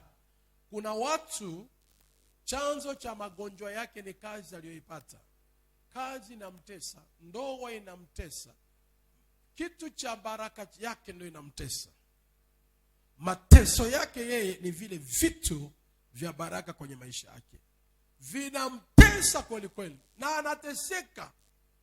Anateseka kuliko unavyofikiria. Shida ni nini? Roho ya Farao. Hebu sema kwa jina la Yesu. Toa sauti, sema kwa jina la Yesu. Sauti tena, kwa jina la Yesu. Roho ya Farao unayenitesa na huku nipo kwenye ndoa, toeka kwangu. Roho ya Farao unayenitesa kwenye biashara yangu, yayuka. Roho ya Farao unayenitesa kwenye huduma yangu, teketea kwa jina la Yesu. Sema yayuka. Sema nakataa. Sauti, nakataa kutawaliwa na pesa. Nakataa kutawaliwa na jambo lolote. Roho ya Farao unayekaa ziwani, unayekaa baharini, unayekaa porini, unayekaa kwenye mito, na kuamrisha leo, yayuka kwenye mafanikio yangu, toeka kwenye baraka zangu, toeka. Sema achia mipango yangu, mipango ya ujenzi, mipango ya ujenzi, mipango ya kazi, mipango ya kwenda, achia leo, toeka. Roho ya Farao inakataa. Inakataa usio mtu mwenye mipango sahihi. Maisha sio pesa unazozipata. Nisikilize kwa makini. Life is not that money you receive. Tunajua pesa, unaweza kupata pesa nyingi. Kama una mipango zile hizo pesa, hakuna tutachokiona na una pesa. Ndio maana kuna wengi walipata pesa, lakini ile pesa ilikosa mipango, kilichofanyika hakuna alichokifanya. Sikia nikwambie, kumbukumbu ya mwanadamu sio alichokipata. Kumbukumbu ya mwanadamu ni kile alichokijenga. You must know that. What you build, ulichokijenga ndio kinajenga heshima, ndio kinajenga kumbukumbu, ndio kinajenga heshima, kumbukumbu pamoja na kupendwa na kukubalika. Ukiwa na pesa ambayo haina mipango, hautajenga jambo lolote. Mjenzi yoyote ni mtu mwenye mipango. Ndio maana kwenye serikali kuna mipango miji. Haleluya. Lazima waweke mipango. Mipango haijalishi una hela ngapi mama Dorini, lakini hela yako hakikisha umeipangia mipango kabla hujaipata. Na ukiipata, roho ya Farao asiwepo hapo. Roho Farao kiwepo, ulipanga ujaze duka, hautajaza duka, utaenda kununua socks. Utaenda kukaa kwanza pale mamizi, ujipotezee mawazo. Ule zako nyama choma. Hiyo ni roho. Mtu yoyote ambaye anaenda zaidi ni mtu ambaye ana mipango, na mipango yake anahakikisha. Mimi nikipata pesa nikiwa na mipango, mke wangu mpaka ananishangaa, mbona pesa zinakuasha? Naambia nikikaa nazo zitaenda. Unajua kanuni ya pesa lazima zitoke. Ni heri zitoke kwa mipango yangu. Amen. Pesa kusema hivi, mimi pesa nina pesa milioni 2 zikae nyumbani. Nazionaga nyumbani. Nani anakudanganyaga? Kanuni ya pesa zikaagi sehemu moja. Ndio maana pesa ambazo zilifika kwako zimepita kwa watu maelfu mpaka zimekuja kwako. Kwa hiyo lazima na wewe hakikisha umezitoa. Lakini umezitoa wapi? Kwenye mipango sahihi. Na mwambiaga mama, nimeshapanga mipango ya ujenzi, nimepanga mipango ya kuweka vyuma, ya kupiga lenta pale, kununua kokoto, hii hela, na nimeweka mipango kagari angalau nikapakeko rangi. Hii hela hata ikiisha, imeisha hewani, lakini kwenye ulimwengu wa roho ninaionaga pale. Ananielewa? Sema amen. Sema amen. Sasa muulize mwenzio, hela yako iliishia wapi?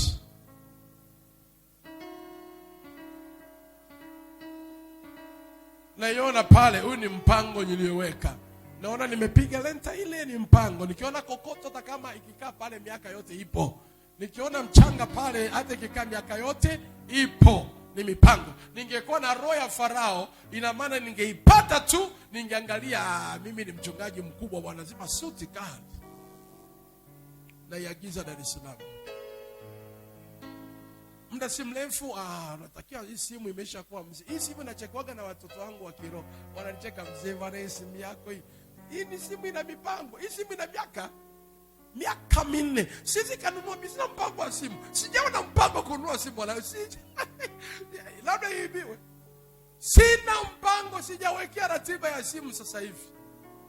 Sasa wewe ukipata hela ukitembea mjini simu kali, ushainyanyua.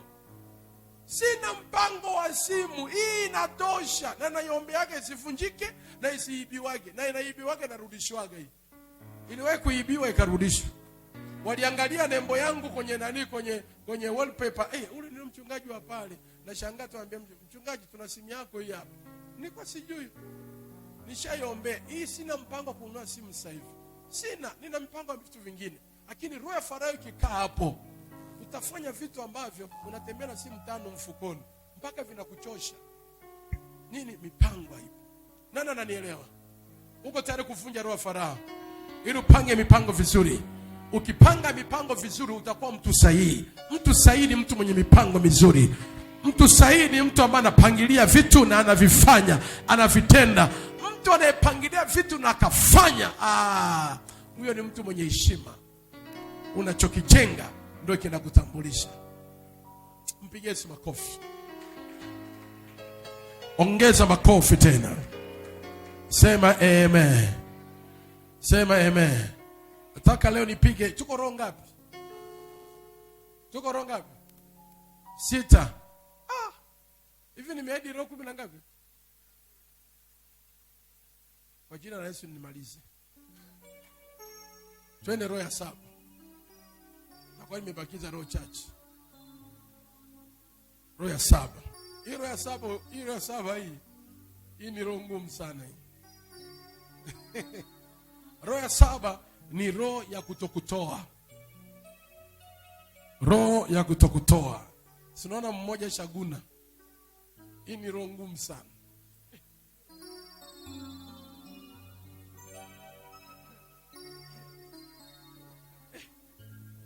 Hii ni roho ya kutokutoa. Msikilize nikwambie. Siri kubwa ya shetani huwa anaijua mafanikio ya mwanadamu imeungamanishwa na mbegu anazozitoa. Ukiwa mwanadamu ambao ujue hii, ni mwanadamu siku zote utakuwa ombaomba. Utakuwa ombaomba. Mwanadamu anayejua siri hii anaepuka kuwa ombaomba. Mwanadamu asiyejua siri hii, maisha yake 70% atakuwa ombaomba. Kutokutoa, yani kutokutoa ni roho ambayo shetani anaitumia sana kwa watu wengi sana ili kuwafunga juu ya mafanikio yao. Utanisikiza kwa makini. Nisikize kwa makini. Kutoa sio jambo la mwilini. Ukisikia kutoa ni jambo la rohoni, jambo la kiroho. Na ndio maana swala la kutoa ni swala la ndani. Utoaji wowote unabeba maumivu ya ndani. Hakuna mtoaji anayetoa asipate maumivu ya ndani. Mtoaji wowote anapata maumivu ya ndani. Maana utoaji ni jambo la ndani, la kiroho. Utoaji ni jambo la kiroho. Utoaji ni jambo la kiroho. Utoaji sio jambo la kimwili. Na ndio maana shetani huwa anajua na anafahamu kwamba heshima na mbegu za mafanikio, mtu anayeenda zaidi kufanikiwa ni yule ambaye anajitahidi kutoa. Lakini anatoa wapi? Hebu naomba fungua Matendo ya Mitume haraka haraka, neema. Matendo ya Mitume ile sura ya 20 na mstari wa 35. Nitakufundisha. Naomba Mungu anisaidie na nipe neema ya kufundisha leo. Matendo ya Mitume. Matendo ya Mitume ile sura ya 20 na mstari ule wa 35. 35. Katika mambo yote nimeonyesha ya kuwa kwa kushika kazi hivi maneno ya naomba nirudie. 35. Katika mambo yote nimewaonyesha ya kuwa kwa kushika kazi hivi imewapasa kuwasaidia wanyonge. Ndiyo. Na kuyakumbuka maneno ya Bwana Yesu jinsi alivyosema mwenyewe, ni heri kutoa kuliko kupokea. Na kukumbuka maneno ya Bwana Yesu jinsi alivyosema yeye mwenyewe, ni heri kutoa kuliko kupokea. Nisikilize kwa makini, nataka nikufanulie jambo. Kukumbuka maneno ya Bwana Yesu namna jinsi alivyosema yeye mwenyewe, ni heri kutoa kuliko kupokea. Mtu yoyote ambaye ni mpokeaji ni mtu anayepokea magumu na matatizo. Kanuni ya mpokeaji yoyote, anapokea balaa. Mpokeaji anapokeaga mikosi. Mpokeaji anapokeaga laana. Mpokeaji anapokeaga shida. Mtoaji huwa anatoa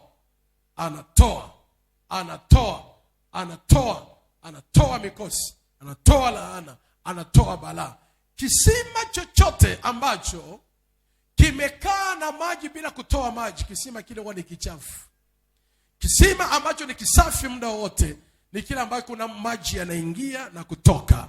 Maji yanaingia na kutoka, hayatwami sehemu moja, bali yanakuwa yanatoka. Yakitwama sehemu moja kwa muda mrefu, yatatengeneza ukungu, yanakuwa ya kijani, hauwezi kuyatumia ile maji tena. Lakini yakitoka na kuingia ni maji masafi. Siri kubwa, siri iliyojificha na shetani anaijua kuliko unavyofikiria. Anajua ukombozi wa mafanikio ya mwanadamu ni pale anaponyoosha mkono kutoa. Nisikilize. Ni pale anaponyoosha mkono wake kutoa. Mtu yoyote ambaye ni mwaminifu, anayenyoosha mkono wake kutoa, ni mtu ambaye ana akosi mbegu za kupanda kwenye maisha yake hizi mletee mafanikio kesho. Lakini mtu ambaye si mtoaji ni mtu ambaye anakufaga kesho. Sikiliza. Utoaji ambao shetani huwa anauzuia kwenye maisha ya mwanadamu ni utoaji wa aina 4. Utoaji ambao shetani huwa anauzuia kwenye maisha ya mwanadamu ni utoaji wa aina 4. Shetani anaweza akakuruhusu utoe, lakini usitoe ya maeneo. Maana anajua unapotoa maeneo unatoa zidi ya mafanikio yako. Lakini ukitoa maeneo mengine, anajua kabisa huyu anaenda kuharibikiwa. Sikia nikwambie, kanuni ya utoaji ni kanuni ya kununua. To remove is to buy something. Kutoa ni kununua. Na ukweli usiopingika, unaweza kanunua magonjwa kwenye kutoa, unaweza kanunua laana kwenye kutoa, unaweza kanunua ukimwi kwenye kutoa, unaweza kanunua maskini kwenye kutoa, unaweza kanunua ukoma kwenye kutoa, unaweza kanunua ziki na magumu kwenye kutoa. Sasa shetani ni heri akulengeshe kutoa pa kununua vitu vibaya kwenye maisha yako kuliko kutoa mahali ambapo ni pa baraka juu ya mafanikio yako. Maeneo 4. Sehemu 4 ambazo labda niongee sehemu 4 ambazo mwanadamu anatakiwa atoe ili aone mafanikio na shetani umshinde kwenye maeneo. Eneo la kwanza ni kutoa kwenye ardhi ya kanisa. Kutoa kwenye ardhi ya kanisa inamaanisha kwamba unapotaka kutoa, lenga mahali pa kutoa. Usitoe kwa sababu unatoa. Maana swala la utoaji ni swala la kiroho. Ukitoa vibaya kimwili unapanda. Ukitoa vibaya unaleta shida. Ukitoa kwa mwongozo wa kiroho kuna mafanikio utaipata. Utoaji ambao unatakiwa utoe ardhi ya kanisa. ardhi ya kanisa. Fungua Torati ile 12 na mstari ule wa 5. Torati ile sura 12 na mstari wa 5. Lazima pesa ambayo inaingia kwenye mikono yako, kabla haujaitoa, huwe na hekima, huwe na maarifa ya kujua namna ya kuigawanya pesa zako, namna ya kuitoa pesa zako, ili usikose mbegu ya mafanikio kesho, ili usikose mbegu ya baraka kesho. Ukitoa hela vibaya utalala njaa kesho, ukitoa hela vibaya utaharibikiwa kesho. Lakini ukitoa kwa usahihi, ukitoa kwa usahihi, kanisa, mimi nakuhakikishia, shetani anajua huyu ana mali ya kutoa, hata kufa kesho, maana amepanda tu, ni swala la muda ili mbegu aipate tena. Hebu fungua Kutoka 12 mstari wa 5. Kutoka Kumbukumbu la Torati, barikiwe. Kumbukumbu la Torati ile sura 12 na mstari wa 5. Neno linasema, ndio, lakini mahali atakapachagua Bwana Mungu wenu na kabila zenu, lakini mahali atakapopachagua Bwana Mungu wenu katika kabila zenu zote, apaweke jina lake, maana ni makao yake. Elekezeni nyuso zenu hapo, na uende huko. Pelekeni huko sadaka zenu za kuteketezwa, na dhabihu zenu, na zaka zenu, na sadaka ya kuinuliwa ya mikono yenu, na nadhiri zenu, na sadaka zenu za hiari, na wazaliwa wa kwanza wa makundi yenu ya ng'ombe na kondoo. Na huko mtakula mbele za Bwana Mungu wenu. Barikiwa. Sikiliza, Biblia inavyotuambia, mahali alipopachagua Bwana Mungu wenu, mahali alipopachagua. Kanuni ya mwanadamu anataka kufanyikiwa. Ukiwa na hela, lazima hela yako uitenge ama uitenganishe. Hela ambayo unasema hii naipeleka kwenye ardhi ya kanisa. Hela ambayo naipeleka kwenye ardhi ya kanisa ndio inaitwa sadaka. Namba 1 inaitwa zabihu. Namba 2 inaitwa zaka. Namba 3 inaitwa malumbuko. Namba 4, lazima ukiona hii 100 yangu, shilingi 1000 yangu, nitaitoa kwenye ardhi ya kanisa, moja kwa moja ni sadaka, na kuna namna utaipa jina. Hii ni fungo la 10, hii ni zabihu yangu, hii ni malimbuko yangu, hii ni sadaka yangu ya kuinuliwa, ni sadaka yangu ya hiari. Hapo unajua kabisa katika 2000 ambayo Mungu amenipa, kuna 500 nitaitoa kwenye ardhi ya kanisa.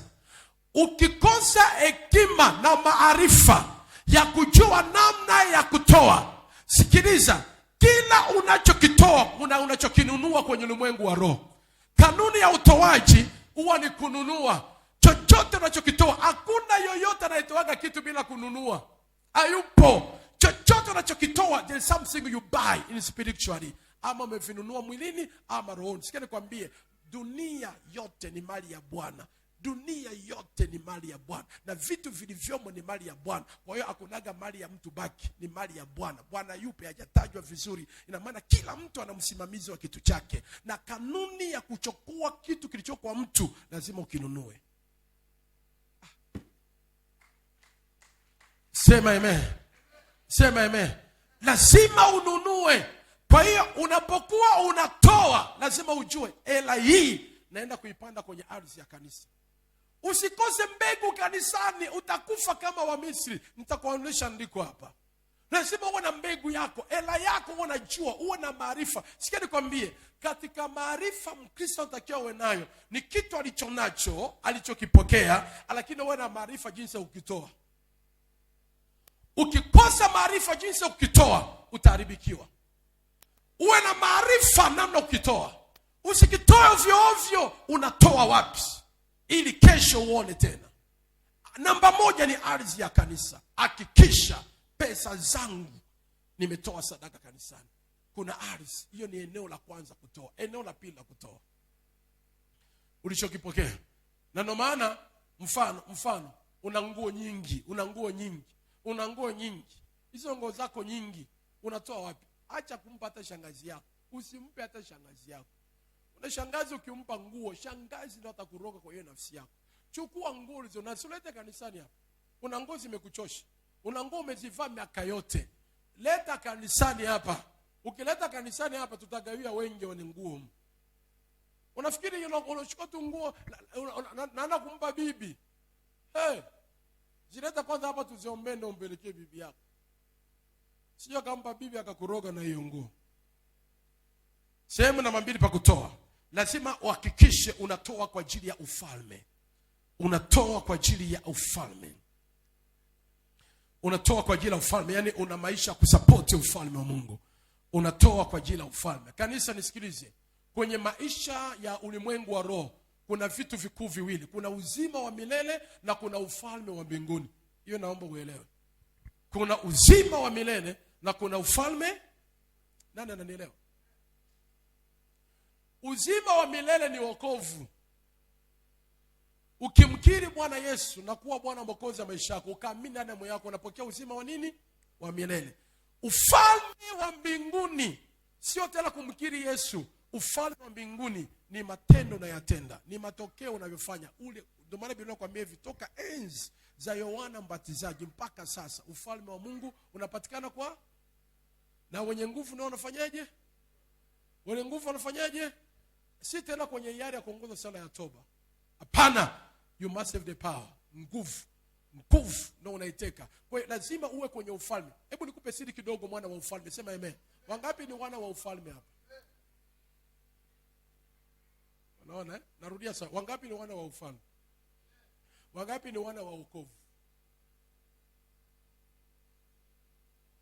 Wangapi ni wana wa wokovu? Una vitu viwili tofauti. Lazima uwe mwana wa wokovu na uwe mwana. Labda niulize swali hivi. Wangapi ni raia Tanzania hapa? Wangapi wako kwenye serikali ya Jamhuri ya Muungano wa Tanzania? Si kama wewe mfanyakazi wa serikalini, si uinue mkono. Kuna baba mmoja. Mzee, inua mkono bwana. Hebu simameni, nataka nitoe mfano. Simameni. Simameni tunyoe. Walioko kwenye serikali. Sasa mtu kwa ngapi? Ni 70 na karaka. Uone sasa, uone ufalme ulivyo nguvu, ule una nguvu. 1 2 3 4 5 tuko kama 40. Amen. Tuko 40 wote ni raia Tanzania. Walioko kwenye serikali tuna wawili. Nisikilize vizuri. Walioko serikalini tuna wawili tu. Lakini hii sample yote ni raia kawaida. Yaani mshahara wa serikali hawaujui. Baraka za serikali hawajui. Tuna wawili serikalini tu. Nisikilize ilivyo. Na ndivyo ilivyo kwenye ufalme wa mbinguni. Kwenye ufalme wa mbinguni ni wachache wanaingiaga. Lakini wengi tupo kwenye uzima wa milele, tumeokoka. Lakini kwenye ufalme hatupo. Kwa ajili gani hatupo? Swala la utoaji ni gumu kwetu. Ndio maana ufalme ni wenye nguvu wanaoteka. Muulize huyu kuingia serikalini kuna mapambano. Hakuingia kikawaida. Kuna mapambano, kuna kufight kiziada. Anakataa kuwa raia, anataka awe raia aliyeko serikalini. Kuna kufight, kuna kupambana, amesoma sana ama amefanya nini mpaka iko serikali na serikali inamjua. Lakini watu wengine mmeogopa labda umande, mmeogopa vitu fulani, upo kwenye uraia wa kawaida. Na ndivyo ilivyo kwenye serikali. Hakikisha unafanya jambo juu ya ufalme. Hakikisha hela yako imesapoti ufalme. Hela yako imesapoti injili. Hela yako inafanya kitu kwa ajili ya ufalme. Unapofanya juu ya ufalme, unatambulika kwenye serikali ya mbinguni. Serikali ya mbinguni kikutambua, mafanyikio, pesa, baraka ipo serikalini. Pesa haipo kwenye uzima wa milele. Uzima wa milele ni kwenda mbinguni peke yake. Hata kama unaga hela, hata kama uni masikini, hata kama una mavazi ya kuchanika, mbinguni yake yako. Lakini serikalini hapana, kuna protoko zake. Nani ananielewa? Ziko protoko zake. Hakikisha hela unaipata, jisogeze kwenye ufalme. Jiingize kwenye ufalme. Fanya kitendo juu ya ufalme. Hapa kuna watu ambao mpo hapo mmeokoka, lakini serikali hamfanyi chochote. Kuna mtu haushuhudiagi mtu. Haushuhudia hata mtu, hauombeagi mtu, hautii mtu moyo, haufanyi kazi yoyote ya ufalme. Unaona huyu ambaye anapiga si vyombo, at least anafanya kazi ya ufalme. Ufalme inamtambua, ni mmoja kati ya serikali. Maana at least anashuti hapa, yupo kwenye ufalme kidogo. Tukianza baraka zitokee, mafanyikio, at least mafanyikio, walioko serikalini, ufalme at least ndio baraka wezi na kuaga kwao. Na ndio maana Wakristo wengi hawapokee mafanikio ya baba yao. Kwa sababu gani? Hawajajiingiza kwenye serikali, hawafanyi kazi ya ufalme, wanafanya wako tu kawaida. Hakikisha hela yako iwe na sehemu ya kukuingiza kwenye ufalme. Usitoe vibaya. Sikilize kanisa, ukiona mhubiri anahubiri na viatu, mpelekee hata viatu hivyo, vikuingize kwenye ufalme. Ana suti, mpelekee suti. Nunulia watumishi hata nani suti, wafanye jambo lolote, fanya kitu cha ufalme. Sikiliza, mfanyabiashara yoyote ambaye yuko Tanzania ni raia wa kawaida, hili serikali imjue, atachukua zawadi anampelekea mkuu wa mkoa, atachukua zawadi anampelekea mkuu wa wilaya. Zawadi yake imemuingiza kwa nguvu kwenye serikali na imjue. Nani ananielewa? Wangapi serikali na watambua ya mbinguni? Barikiwe wewe na utambua. Unaona mko waoga, au jiamini na unachokifanyaga, au jiamini unachokifanyaga. Lazima uwe unahakikisha serikali ya mbinguni anijua. Sikia nikwambie, Yesu, kwa nini Yesu alifanya miujiza na makubwa zaidi ya Yohana? Kwa nini? Kwa nini? Sababu ya kwanza, Yohana alikuja kutangaza nini? Toba. Alikuja tubuni, kwa maana ufalme wa Mungu unafanyaje? Unakaribia. Tubuni. Akakemea, akaambia watu watubu. Watu wafanyeje? Yohana alileta wokovu, watu watubu. Yesu alipokuja, alikuja kutangaza ufalme. Serikali ina mamlaka, serikali ina uwezo. Yesu alipokuja kutangaza ufalme, na ndio maana nguo yake tu yenyewe watu walipigia kura. Ilikuwa si nguo ya kawaida. Naongea na kanisa. Ilikuwa sio, hebu angalia nguo ya Yohana. Yohana alikuwa anakula vyakula, anakula mchwa. Yohana alikuwa anakula maasali. Lakini Yesu alikuwa anagiza msosi.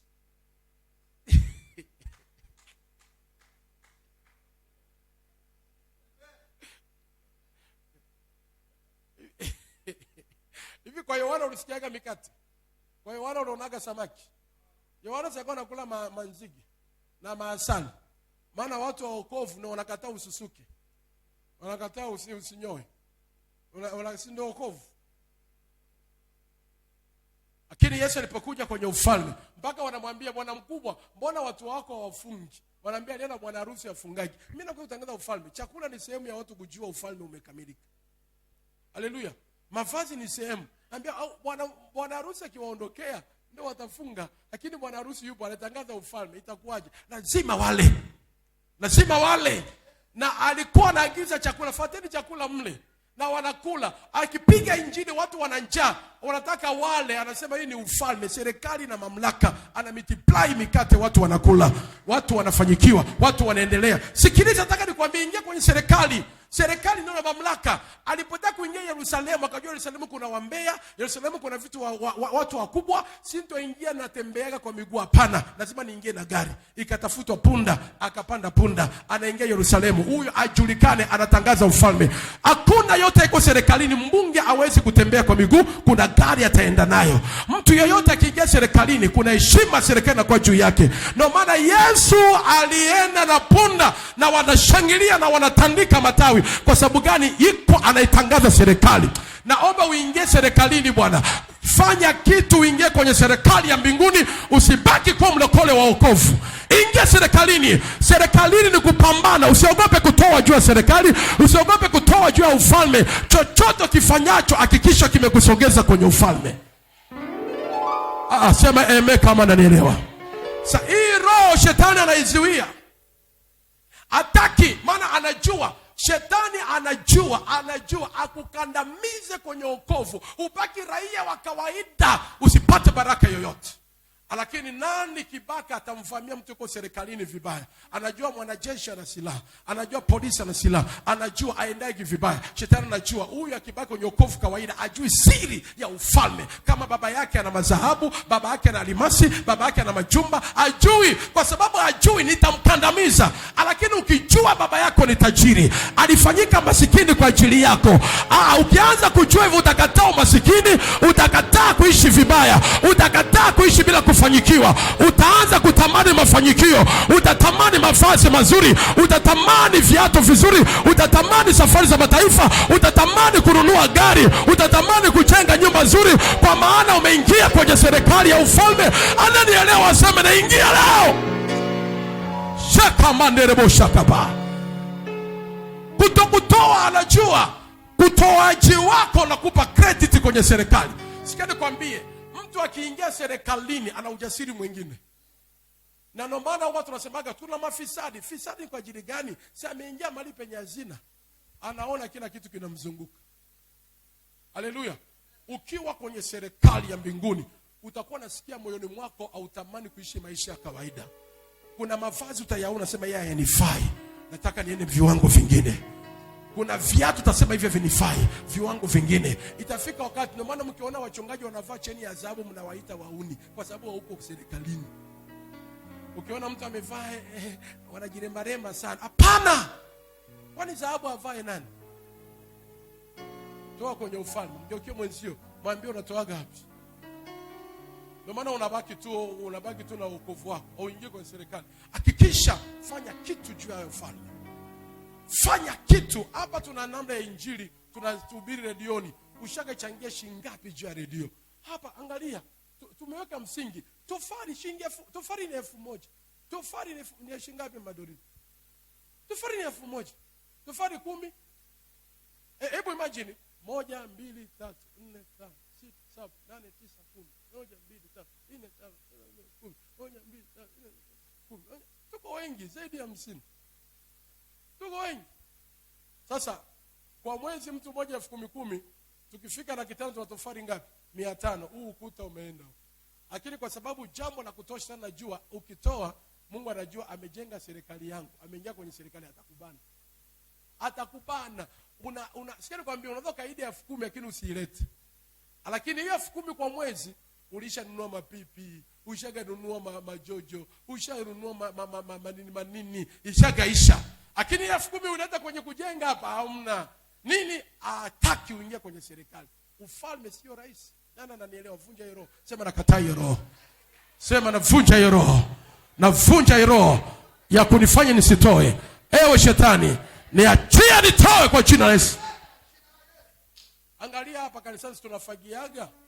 Hauwezi kanunua mfagio ulete. Unajua unafanya ufalme. Hauwezi kanunua mandondo ya maji ulete. Nini inakuzuia ufalme? Hapa kuna kulima, si ulime hata serikali ufalme ikujue. Hii roho shetani anazuia mtu asitoe. Hakikisha hiyo. Sehemu na 3 pa kutoa. Sijakupa andiko. Utafungua Mathayo sura 6 mstari wa 13. Mathayo 6:13. Namba 3, muda wangu umeniacha, nataka nimalize, imefika na nusu. Nataka nimalize hii roho ya 3. Hii roho ya ngapi? Ya 7. Namba 3. Mahali pa kutoa. Namba 3, mahali pa kutoa. Mahali pa kutoa. Mahali pa kutoa, hakikisha unatoa kwa kusaidia mayatima na wajane. Unisikize hapo vizuri. Sema tu muda umeenda, sasa fafanua sana. Labda nitaianzia kesho. Mayatima na wajane. Usisaidie kila mkosaji. Saidia yatima na mjane. Biblia inamtambuaga mjane na yatima. Kwa ajili gani? Nisikilize. Mwanaume kwenye ulimwengu wa roho akiwa duniani huwa anachukua nafasi ya Mungu kwenye maisha ya mtoto na kwenye maisha ya mwanamke. Nisikize mwanaume. Simama, wewe ndio mwanaume, hebu simama wewe. Simama tu hapo. Unamwona huyu mwanaume? Huyu mwanaume Mungu amemheshimu. Mungu amempenda. Amechukua mbadala ya Mungu kwa mke wake Neema. Neema, simama.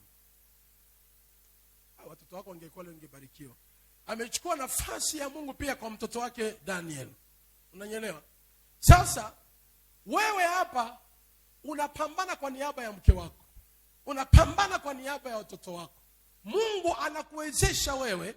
Umechukua sehemu ya uungu wa Mungu wewe, ili tu mke wako aende. Ndio maana Biblia inasema hivi, mheshimuni wazazi wenu, kwa maana ni kama Mungu duniani. Unasikiliza Daudi? Sasa ikitokea umeondoka, hebu kaeni. Ikitokea umeondoka, huyu mama anabaki mjane. Watoto wanabaki peke yao. Mungu ndio anachukuaga nafasi ile. Unasikiliza? Mungu anarudi kwenye nafasi yake, anakaa pale. Ndio maana huyu mama Mungu anaitwa mme mme wa wajane. Anaitwa baba, ina maana yeye ndo anabaki pale. Kabla hajafiwa mme wake ndo Mungu alimwamini na akamwachia nafasi hiyo awe baba na awe mme. Alipotoka Mungu ndo anaingiaga pale. Lakini hivi kweli ukifiwa mwanamke Mungu naye anakuaga?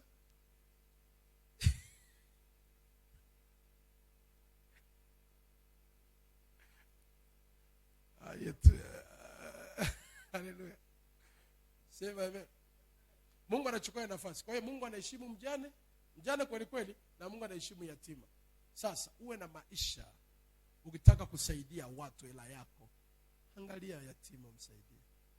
Mimi namba moja, mimi ni yatima, unanisaidie? Mimi nishafiwa baba na mama jamani. Ama utasema baba mimi yatima. Si mseme mimi mnanisaidia. Nasema yatima hamna. Ukimsaidia yatima unamsaidia Mungu. Unafanya kitu kwa ajili ya Mungu. Maana ana baba, ana mama. Unafika hatua siku moja wewe kama ni baba na mama, toka hata auti ikiwezekana, shika hata michele, shika hata miangapi, tafuta kituo cha mayatima. Unajua kuna watu wana hela, lakini maisha yake yote hajawahi kumsaidia yatima. Lakini yeye hela yake yote anachukua tu simu, ananunulia watoto simu kubwa, ananunulia watoto mara hivi. Lakini yatima anaweza kasahau. Hii hela haina matunda, haina mbegu. Fika tu muda, angalia yatima msaidie. Mtu na mayatima mkanisani. Angalia mtu ambaye nimeshakutangazia mimi wa kwanza ni yatima. Sina baba na mama. Kwa hiyo ukinikosea mimi unakosea Mungu. Maana mimi ni yatima. Kuna wengine mayatima. Saidia hata yatima. Hakikisha lenga, ukifanya when you did better kwa yatima, hiyo ni andiko. Hivi hapa kunage vitu vya yatima. Wewe na utajiri wako na hela yako zote ushagaenda kwa nani ukafanya hivyo? Ukachukua tu mavazi yako tu, ukaambia baba bariki mavazi yangu anapelekea mayatima. Hawezi. Do better kwa mayatima. Angalia wajane waliopo. Amkopeshe, ampaye mjane amempa Mungu. Peleka kwa mjane, mpelekee. Angalia wajane wasaidie. Uwe na jicho sahihi la kutoa hela yako. Sasa wewe unasema kupeleka kanisani bwana hamna. Eti ukifika pale Makorobo unaona wale wakoma, eti unawapa sadaka pale. Ule mkomo unampa ya nini? Ule mkomo unampa nini? Hakiwa kama yeye ni yatima apeleke kwenye kituo. Yule mkomo unajua sababu ya ukoma wake. Saidia mayatima. Nenda kwa saidia mayatima. Ukimwona yatima kwenye maisha yako usiache kumpa. Msaidie, mfariji, mtie moyo. Mpe amani. Lakini hauwezi hayo. Unajua hela yako wewe unapenda haina macho, hela yako haina macho. Mavazi yako hayana macho. Hauna macho. Naomba ufunguke macho. Haijalishi hata kama nyili kubwa, lakini kama nina baba na mama, huyo tu anaga ya baba, ni yatima. Kila mmoja na sehemu ya kumpaka babake. Mimi mwenyewe natamaniki babangu. Pia natamaniki mamangu. Amsikiagi na ubirubirigi hapa natoaga mifano wa mamangu. Kwa sababu nampenda, nilikuwa namtamani. Nilikuwa nataka niwe naye. Amen. Kwa hiyo inafika hatua, angalia mayatima. Saidia mayatima. Uwe na sehemu kwenye maisha yako. Mungu akikubariki, uwe na sehemu ya kusaidia mayatima. Ukiona mtu ambaye unajua yeye hata kulea watoto, leeni watu ambao mtu hana mzazi. Mlee. Mimi nakumbuka jana nilikuwa namwambia mke wangu, kuna binti mmoja tunashindana kwa Salome. Kaambia huyu hana baba, hana mama. Sasa wewe usimfanye kama mfanyakazi, mchukue kama mtoto wako. Hata kama akuelewi, mfanye akuelewe kama mtoto wako. Maana hana mzazi, wewe mweke tu hapo hivyo hivyo. Mama akacheka, haya baba. Nini? Kuna namna huwa mimi na jicho nina macho ya kuangalia, naona huyu mchukulie kama mtoto. Sasa wewe hata mtu anapokuja kwako hauna hiyo nafasi. Saidia. Ukiwa na jicho hilo, utaniambia mbegu ambayo unakuwa unaipanda. Unamshinda shetani kwa mafanikio kwa namna sio kwa kawaida. Namba 4, muda umeenda. Namba 4, unapotoa pesa, toa kwa makuhani. Sijakupa maandiko. Hebu nikupe maandiko. Waefeso sura ya 4 mstari wa 28. Waefeso sura ya 28, waraka wa kwanza wa Yohana sura ya 3 mstari wa 17. Torati 11:15. Mpe mhitaji. Nirudie. Waefeso 4:28, waraka wa kwanza wa Yohana 3:17. Torati 11:15. Namba 4, toa kwa makuhani. Hakikisha unatoa kwa watumishi wa Mungu, makuhani. Sikia nikwambie, hii ndio nitaianzia kesho. Hii ni tu kwa makuhani. Sikia, jambo la kutoa ni la kiroho. Lazima uhakikishe baraka zako umeziconnect spiritually. Watumishi wa Mungu ni watu wa rohoni. Uko hapa na baba yako, wewe haujawahi hata kunyoosha mkono wa kufanya kitu juu ya kuhani wako. Kuhani anakuunganisha baraka zako na anga ya kiroho. Unahitaji madhabahu ili uweze kwenda. Lazima hakikisha unafanya jambo juu ya mtumishi wa Mungu. Muona macho sahihi. Kuwa na macho sahihi ya kufanya jambo juu ya kuhani. Fanya chochote kizuri. Siku moja unambariki, peleka bahasha yote kwa baba yako. Unapofanya hivyo juu ya kuhani, inakuconnect baraka zako kwenye ulimwengu wa roho. Muda wangu umeniacha, nitaigusia kesho hivi vizuri. Hebu naomba tusimame. Hata sasa Bwana wangu umesha nisaidia, nionapo mkono wako sioni shaka tena. Inua mikono yako juu. Inua mikono juu. Sema kwa jina la Yesu. Sema tena kwa jina la Yesu. Sema tena kwa jina la Yesu. Kuanzia leo sintoshindwa na hizi roho. Sintashindwa na hizi roho. Mafanikio lazima niyaone kwa jina la Yesu. Inua mikono. Sema, Bwana Yesu nisaidie. Nitoke hatua moja, niende hatua nyingine. Sema tena, Bwana Yesu nisaidie. Nitoke hatua moja, niende hatua nyingine kwa jina la Yesu. Sema tena, Bwana Yesu, naomba unisaidie. Nitoke hatua moja, niende hatua nyingine.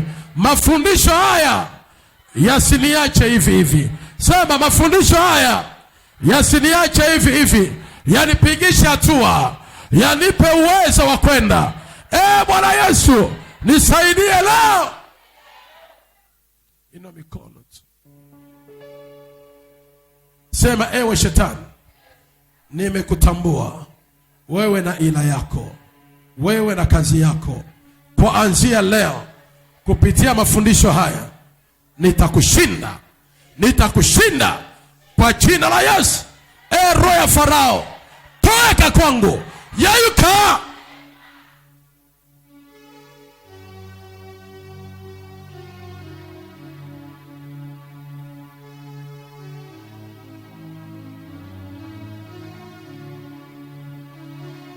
Sema kwa jina la Yesu. Roho ya kukosa, roho ya mipaka, roho ya vizuizi, roho ya kushindwa, toka kwangu. Roho ya Farao, toka kwangu. Roho ya kutokutoa, toka kwangu.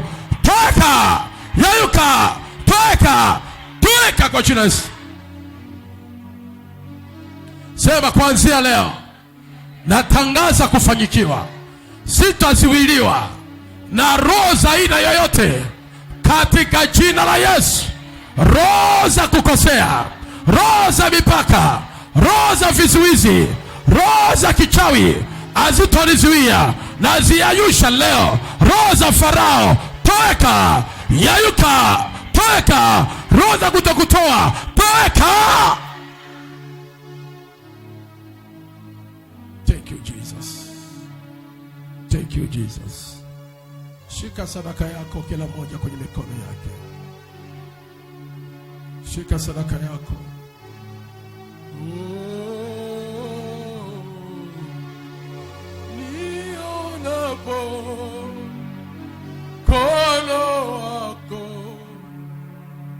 sioni shaka tena.